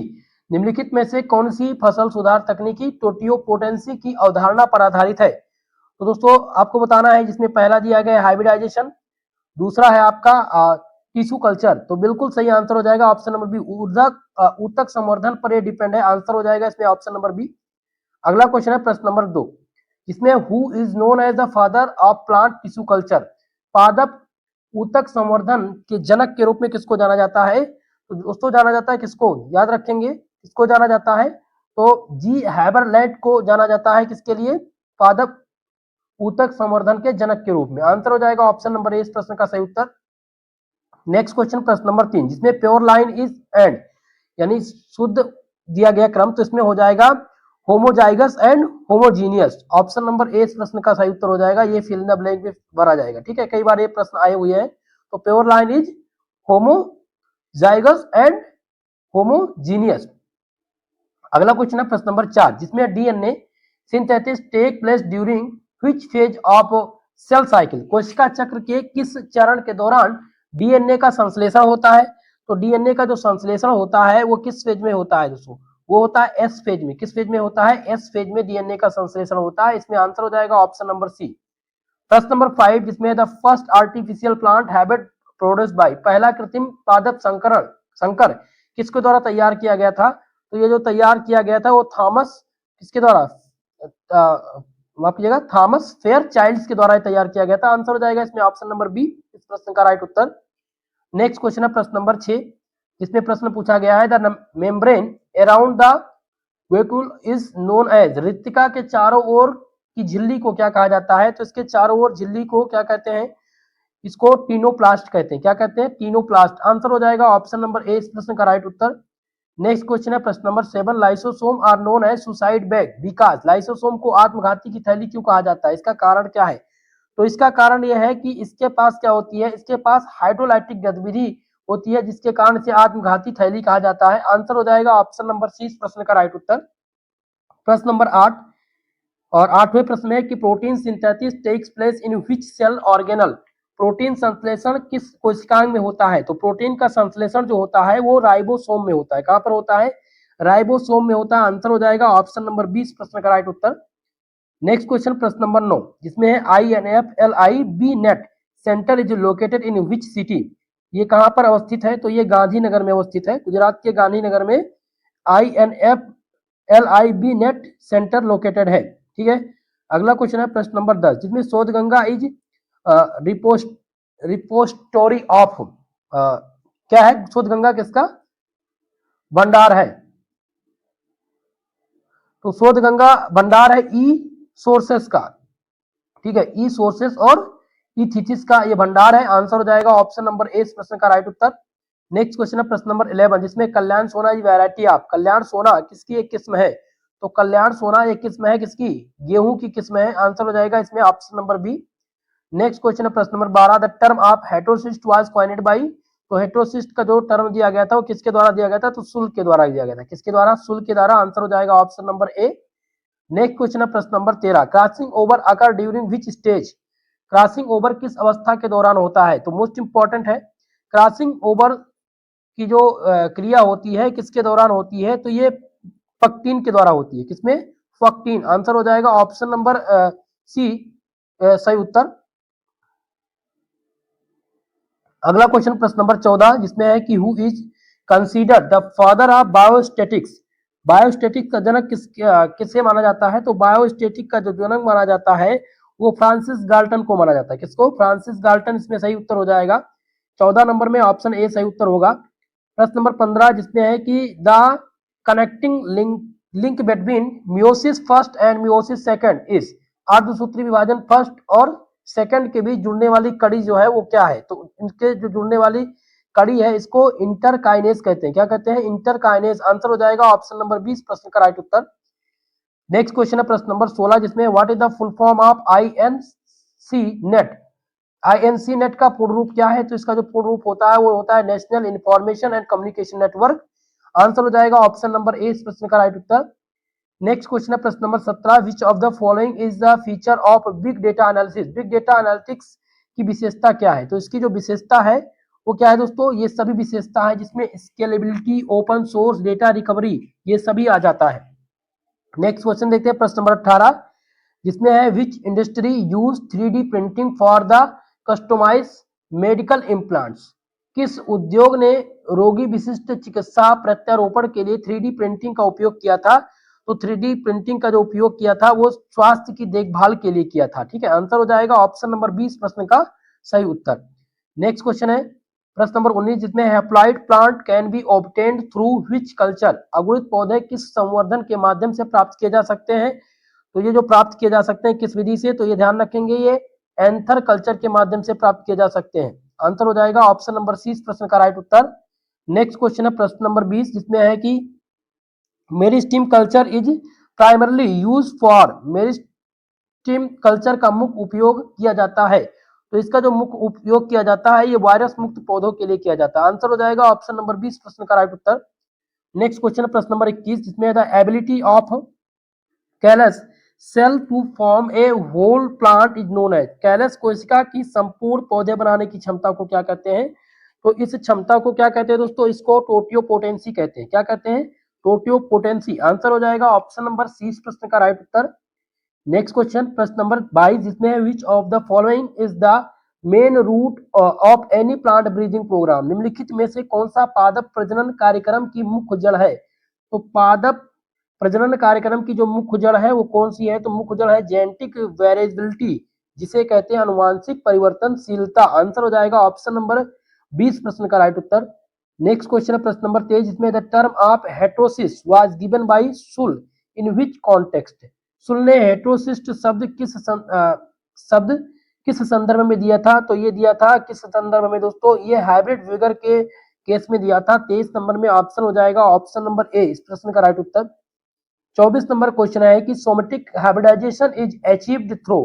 कायिक संकरण किसके माध्यम से प्राप्त किया जाता है। तो कायिक संकरण जो प्राप्त किया जाता है वो किसके माध्यम से दोस्तों, तो ये प्रोटोप्लास्ट फ्यूजन के द्वारा, प्रोटोप्लास्ट संलयन के द्वारा कायिक संकरण प्राप्त किया जाता है। आंसर हो जाएगा ऑप्शन नंबर 20 प्रश्न का राइट उत्तर।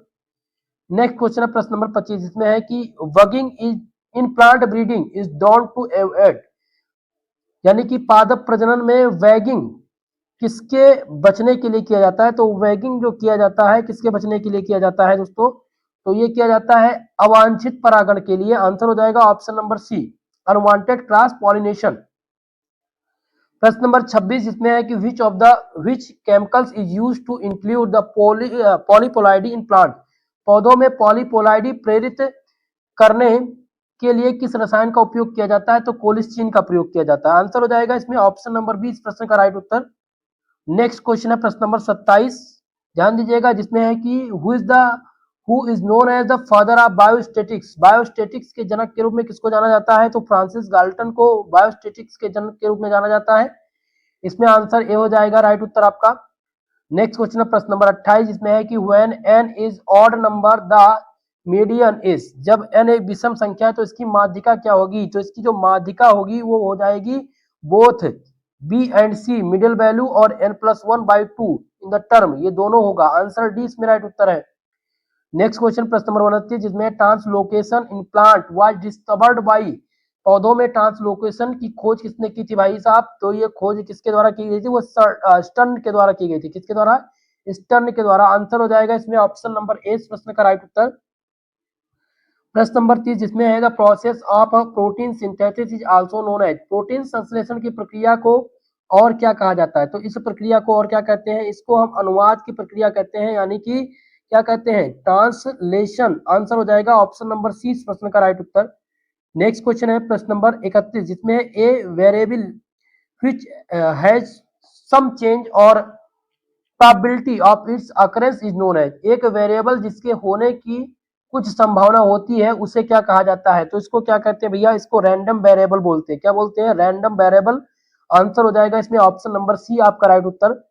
प्रश्न नंबर 32 जिसमें है the term linkage and its effect was deeply study bye. Linkage और इसके प्रभाव का गहरा अध्ययन किसके द्वारा किया गया था। तो ये जो अध्ययन किया गया था मॉर्गन के द्वारा किया गया था। आंसर हो जाएगा इसमें ऑप्शन नंबर 20 राइट उत्तर। प्रश्न नंबर 33 जिसमें what is the effect of linkage on inheritance, वंशानुक्रम पर लिंकेज का प्रभाव पड़ता है। तो वंशानुक्रम पर लिंकेज का जो प्रभाव पड़ता है वो क्या पड़ता है, development of more parental phenotype. Option B इसमें राइट उत्तर हो जाएगा। ठीक है, बी वाला, यानी कि अधिक पैतृक फेनोटाइप का विकास, ये वंशानुक्रम पर लीकेज का प्रभाव पड़ता है। नेक्स्ट क्वेश्चन है प्रश्न नंबर 34, और इसमें है कि the coupling and repulsion are two phase of, युग्मन, कपलिंग और प्रतिकर्षण यानी रिपल्सन किसके दो पहलू हैं, तो ये लिंकेज के दो पहलू हैं। आंसर हो जाएगा इसमें ऑप्शन नंबर सी इस प्रश्न का राइट उत्तर। नेक्स्ट क्वेश्चन है दोस्तों कि replication of DNA is a process, DNA की प्रतिकृति एक प्रक्रिया है। तो ये एक प्रकार की कैसी प्रक्रिया है भाई साहब, तो ये दोस्तों याद रखेंगे, ये जो प्रक्रिया है ये सेमी कंजर्वेटिव अर्ध संरक्षी प्रकार की ये प्रक्रिया है। आंसर हो जाएगा ऑप्शन नंबर बी। 36 नंबर प्रश्न है कि विच of the following is use in drug discovery and delivery, दवा की खोज और दवा के वितरण में निम्नलिखित में से किसका उपयोग किया जाता है। तो हम उपयोग किसका करते हैं भाई साहब, हम इसमें नैनो टेक्नोलॉजी, बायोइन्फॉर्मेटिक्स, बायोटेक्नोलॉजी, इन सभी का उपयोग करते हैं। इसीलिए इसमें आंसर हो जाएगा option number D, all of above right उत्तर। नेक्स्ट क्वेश्चन प्रश्न नंबर 37, जिसमें secondary metabolites are produced in plant tissue culture to, पादप ऊतक संवर्धन में द्वितीयक मेटाबोलाइट्स का उत्पादन क्यों किया जाता है। तो इसका जो उत्पादन किया जाता है, क्यों किया जाता है भाई साहब, क्यों किया जाता है, क्योंकि इसमें क्या होता है, इसमें जो होता है मेडिकल एंड कमर्शियल वैल्यू के कारण, औषधीय और व्यवसायिक मूल्य के लिए पादप ऊतक संवर्धन में द्वितीय मेटाबोलाइट्स का उत्पादन किया जाता है। ठीक है, तो 37 नंबर में आंसर आपका हो जाएगा ऑप्शन नंबर बी। अगला क्वेश्चन प्रश्न नंबर 38, जिसमें है in biostatistics the value of that occurs most frequently in data set is, बायोस्टैटिक्स में डेटा सेट में सबसे अधिक बार आने वाली वैल्यू को क्या कहते हैं, तो इस वैल्यू को क्या कहा जाता है, मोड कहते हैं, बहुलक कहा जाता है। आंसर हो जाएगा इसमें option number C. Next question है प्रश्न नंबर 39, जिसमें interkinesis is the stage between, interkinesis किसके बीच की अवस्था है भाई साहब, तो ये व्यवस्था अवस्था किसके बीच की है, तो ये meiosis first and meiosis second की है। आंसर हो जाएगा ऑप्शन नंबर 20 प्रश्न का राइट उत्तर। प्रश्न नंबर 40, जिसमें the full form of B R net, B R net का पूर्ण रूप क्या है, तो बी आर नेट का जो पूर्ण रूप है वो है बायोलॉजिकल रिसर्च नेटवर्क।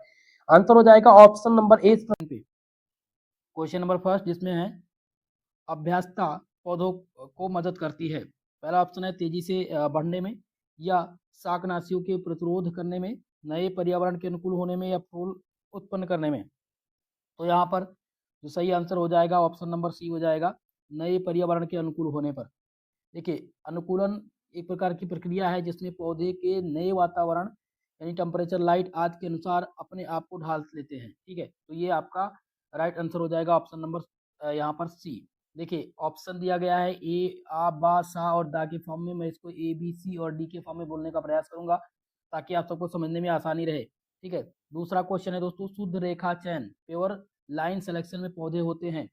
पहला ऑप्शन कह रहा है कि पर परागण, शाकीय रूप से प्रचलित, स्वपरागित और अनुवांशिक रूप से एक समान और कलम किए गए। तो इस क्वेश्चन में जो सही उत्तर हो जाएगा ऑप्शन नंबर सी, यानी स्वपरागित और स्वपरागित, परागण और अनुवांशिक रूप से एक समान। ऑप्शन सी इसमें राइट उत्तर आपका हो जाएगा।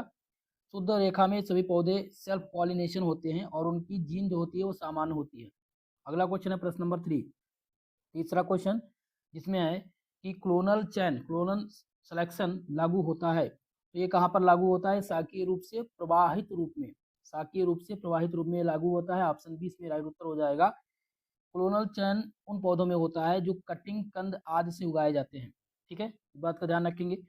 चौथा क्वेश्चन है कि अंतर जनस संक्रमण, इंटीग्रेटिक हाइब्रिडाइजेशन कहाँ पर होता है। तो ये हाइब्रिडाइजेशन जो होता है दोस्तों वो होता है कहाँ पर, दो वंशों के बीच में होता है, दो वंशों यानी टू जनेरा के बीच में होता है। ऑप्शन नंबर सी इस क्वेश्चन का राइट उत्तर होगा।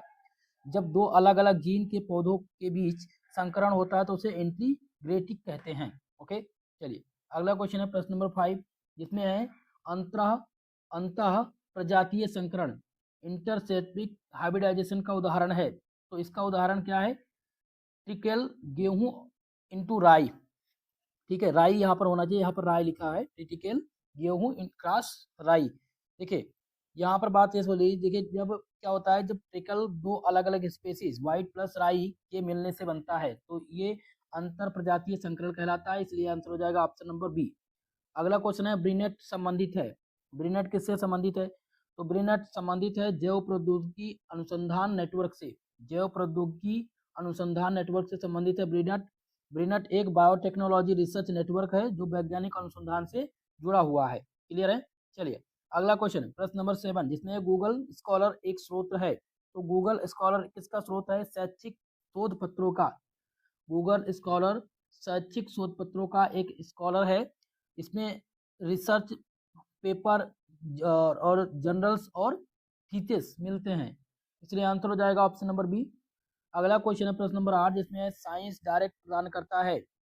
साइंस डायरेक्ट क्या प्रदान करता है? वैज्ञानिक साहित्य और शोध पत्रिकाएं को डायरेक्ट ये प्रदान करता है, क्योंकि यह एक ऑनलाइन प्लेटफॉर्म है साइंस डायरेक्ट, जहां पर साइंटिफिक जर्नल्स और आर्टिकल्स उपलब्ध होते हैं, इसलिए आंसर हो जाएगा ऑप्शन नंबर बी राइट उत्तर।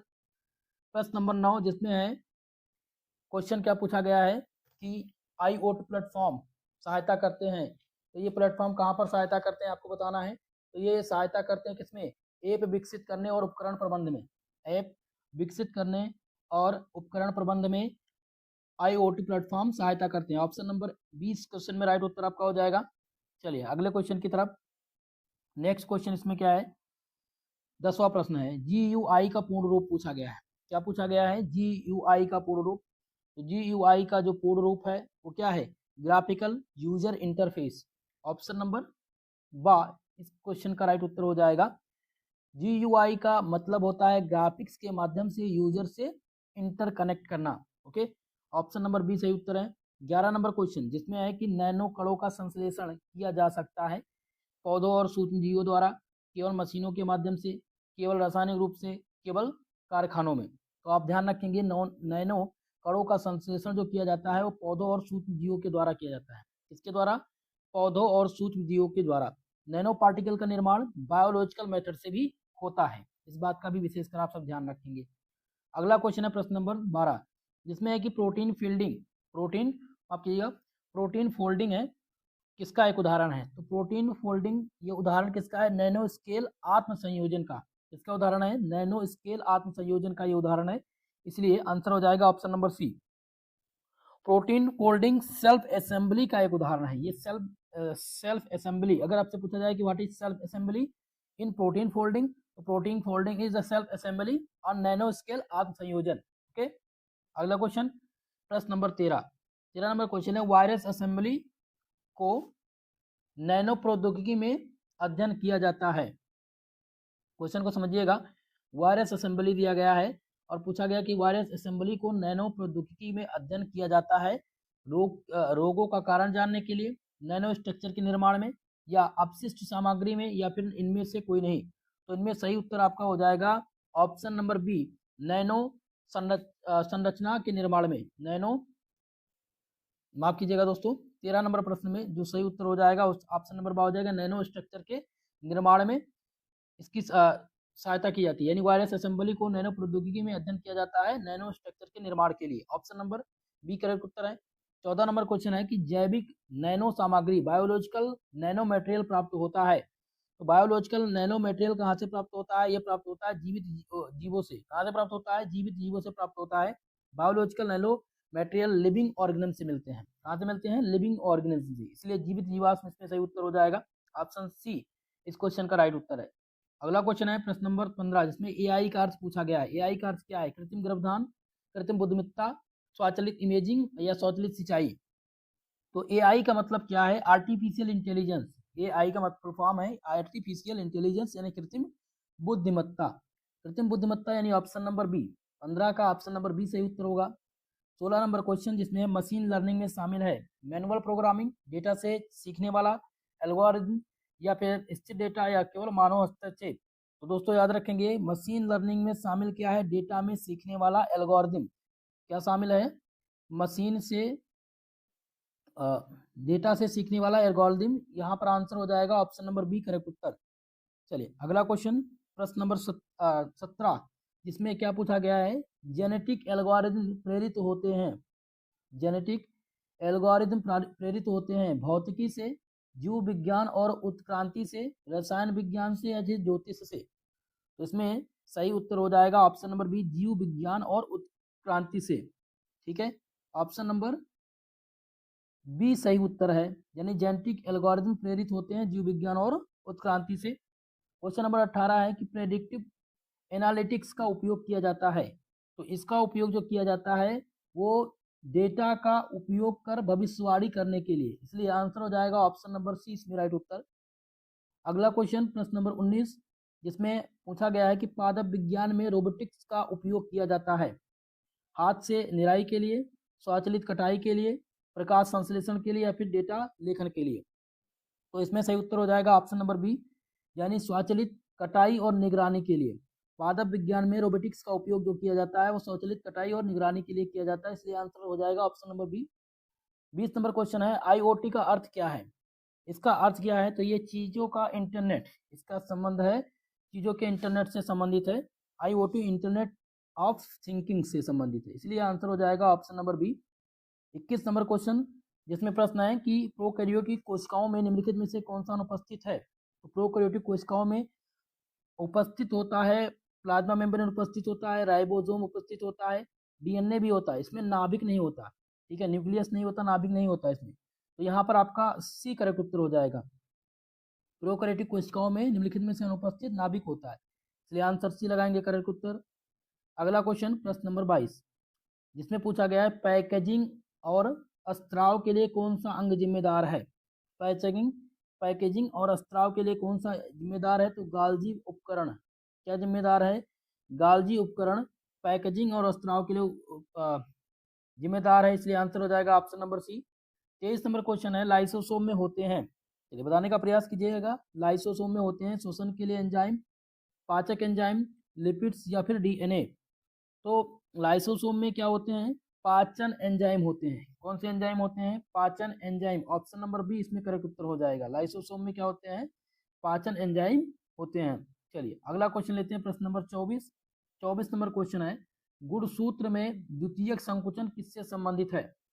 न्यूक्लियर आयोजक से संबंधित है या फिर सेंट्रियोमेयर से संबंधित है या टीलोमेयर से। तो इसमें सही उत्तर हो जाएगा 24 नंबर में ऑप्शन नंबर आ, न्यूक्लियर आयोजक। गुणसूत्र में द्वितीयक संकुचन किससे संबंधित है, तो न्यूक्लियर आयोजक से संबंधित है। 25 नंबर क्वेश्चन है क्रोमेटिड्स क्या है। क्रोमेटिड्स क्या है, तो क्रोमेटिड्स क्या है दोस्तों, याद रखेंगे दोहराए गए गुणसूत्र को क्रोमेटिड्स कहते हैं। दोहराए गए गुणसूत्र को क्रोमेटिड्स कहते हैं, आंसर हो जाएगा ऑप्शन नंबर बा।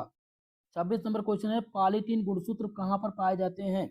यकृत कोशिकाएं, कीटदार ग्रंथियां में या पौधों की जड़ या फिर न्यूरॉन्स। तो याद रखेंगे कि पॉलीटीन गुणसूत्र जो पाए जाते हैं वो कीटलार ग्रंथियों में पाए जाते हैं। कहाँ पर पाए जाते हैं, कीटलार ग्रंथियों में। ऑप्शन नंबर 20 प्रश्न में राइट उत्तर आपका हो जाएगा। नेक्स्ट क्वेश्चन प्रश्न नंबर 27, जिसमें पूछा गया कोशिका चक्र के किस चरण में डीएनए प्रकृति सम्मिलित होती है। तो कोशिका चक्र के S2 फेज में, किस फेज में, S2 फेज में डीएनए प्रकृति शामिल होती है, आंसर हो जाएगा ऑप्शन नंबर सी। अगला क्वेश्चन है 28 नंबर प्रश्न, जिसमें है एन्यूप्लॉइडी एक ऐसी स्थिति है जहां पर एक या अधिक गुणसूत्र गायब या अतिरिक्त होते हैं। एक या अधिक गुणसूत्र गायब या अतिरिक्त होते हैं, ये हो जाएगा आंसर नंबर बी करेक्ट उत्तर इसमें। अगला क्वेश्चन है प्रश्न नंबर 29, जिसमें पूछा गया प्रश्न कि वनसान गति का गुणसूत्र सिद्धांत किसने प्रस्तावित किया था। बहुत ही इंपॉर्टेंट क्वेश्चन है। तो सटन और बाउरी ने, सटन और बाउरे ने वनसान गति का गुणसूत्र सिद्धांत प्रतिपादित किया था, आंसर हो जाएगा ऑप्शन नंबर बी। अगला क्वेश्चन है प्रश्न नंबर 30, जिसमें है कि फजी लॉजिक उपयोगी है। तो फजी लॉजिक किसमें उपयोगी है, ये अनिश्चितता या अस्पष्ट जानकारी को संभालने में जानकारी देता है, आंसर हो जाएगा option number B. 37 number question, माफ कीजिएगा 31 नंबर क्वेश्चन है ANN का पूर्ण रूप क्या है। तो ANN का जो पूर्ण रूप है वो artificial neural network, artificial neural network full form है ANN का, ऑप्शन हो जाएगा यहाँ पर बी राइट उत्तर। 32 नंबर क्वेश्चन, जिसमें है कि वस्तु छवि कैप्चर का उपयोग किया जाता है। तो वस्तु छवि का उपयोग AI आधारित फसल विश्लेषण में किया जाता है, इसलिए आंसर हो जाएगा ऑप्शन नंबर बी इसमें राइट उत्तर। 33 नंबर क्वेश्चन है कि पादप विज्ञान में विशेषज्ञ प्रणालियां मदद करती हैं। पादप विज्ञान में विशेषज्ञ प्रणालियां मदद करती हैं खाना पकाने में, निर्णय समर्थन और निदान में, यात्रा में या फिर चित्रकला में। तो ये किसमें मदद करती हैं? निर्णय समर्थन और निदान में। निर्णय समर्थन और निदान में पादप विज्ञान में विशेषज्ञ प्रणालियां जो मदद करती हैं और निर्णय समर्थन और निदान में मदद करती हैं। आंसर हो जाएगा option number B. 34 number question जिसमें है कि कृषि में ब्लॉक चेन सुनिश्चित करता है। कृषि में जो ब्लॉक चेन है ये सुनिश्चित क्या करता है? सुरक्षित डेटा और लेन देन पारदर्शिता को। इसलिए आंसर हो जाएगा इसमें ऑप्शन नंबर बी। अगला क्वेश्चन है प्रश्न नंबर 35 जिसमें है कि पादप विज्ञान में बिग डेटा का उपयोग किया जाता है कहाँ पर?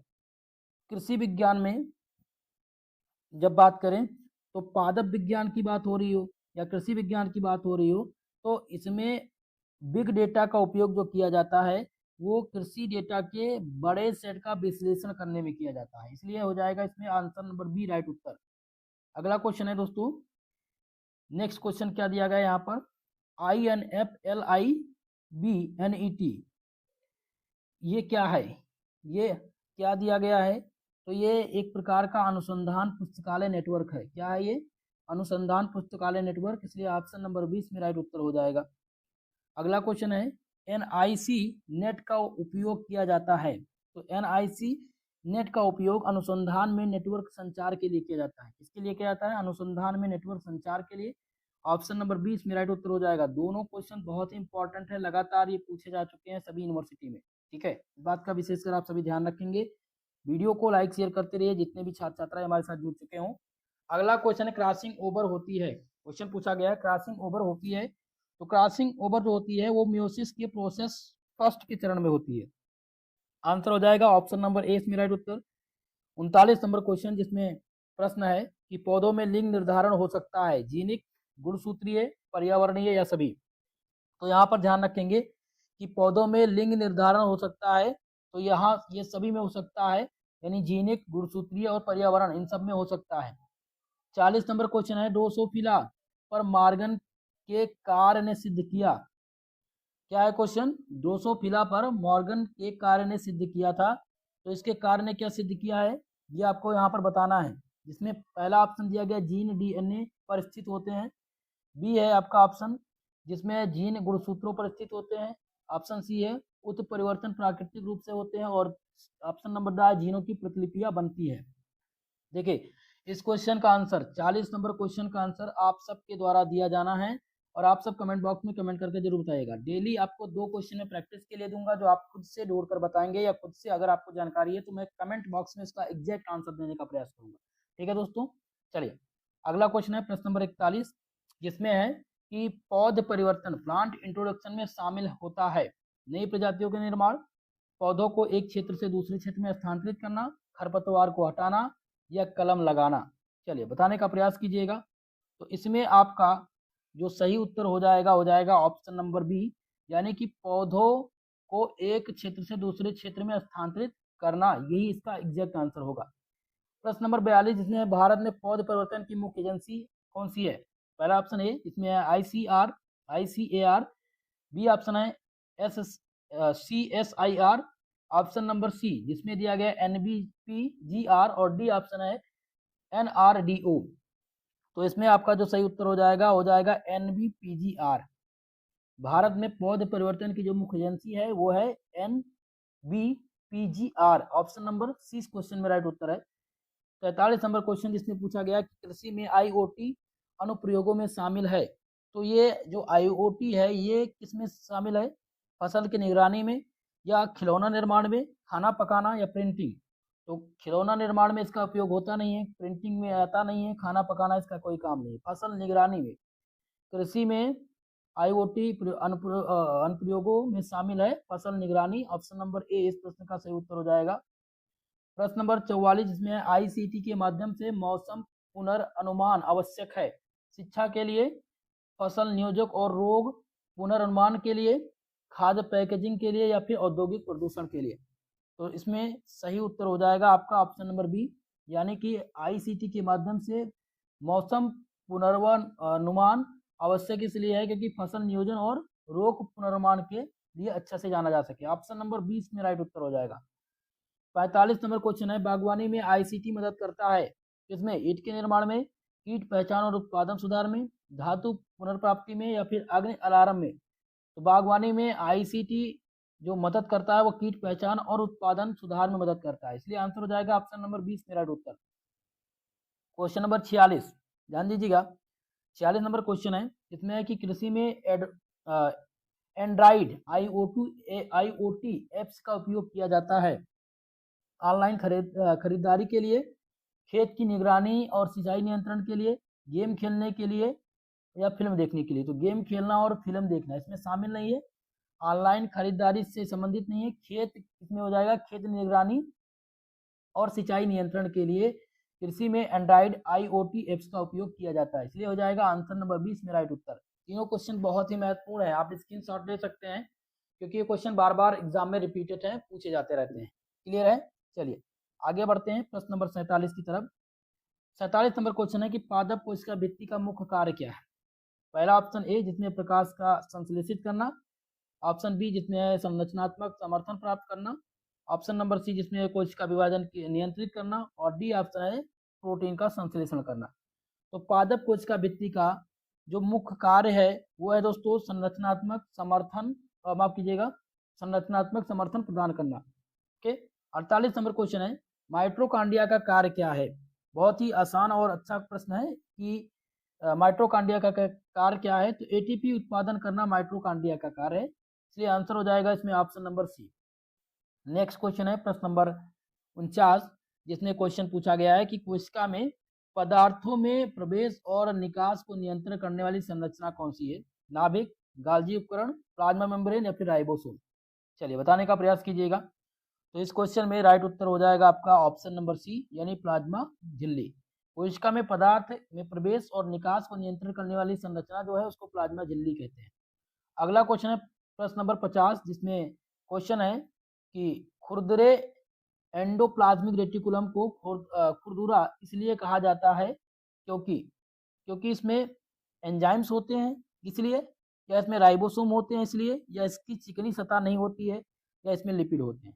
तो खुरदरे एंडोप्लाज्मिक रेटिकुलम को खुरदरा इसलिए कहा जाता है क्योंकि इसमें राइबोसोम पाए जाते हैं, इसलिए आंसर हो जाएगा ऑप्शन नंबर 20 क्वेश्चन में राइट उत्तर।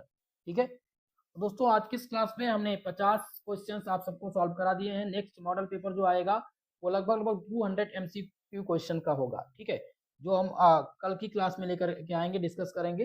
बाकी पेपर नंबर 2 भी मैंने अपलोड कर दिया है, जिनका जूलॉजी है वो जूलॉजी के लिए भी मैंने वीडियो अपलोड कर दी है, प्लेलिस्ट में आपको मिल जाएगी। PDF जिनको चाहिए वो टेलीग्राम चैनल पर जाइएगा, वहां से आपको मिल जाएगा, जिसका लिंक डिस्क्रिप्शन बॉक्स में दिया गया है।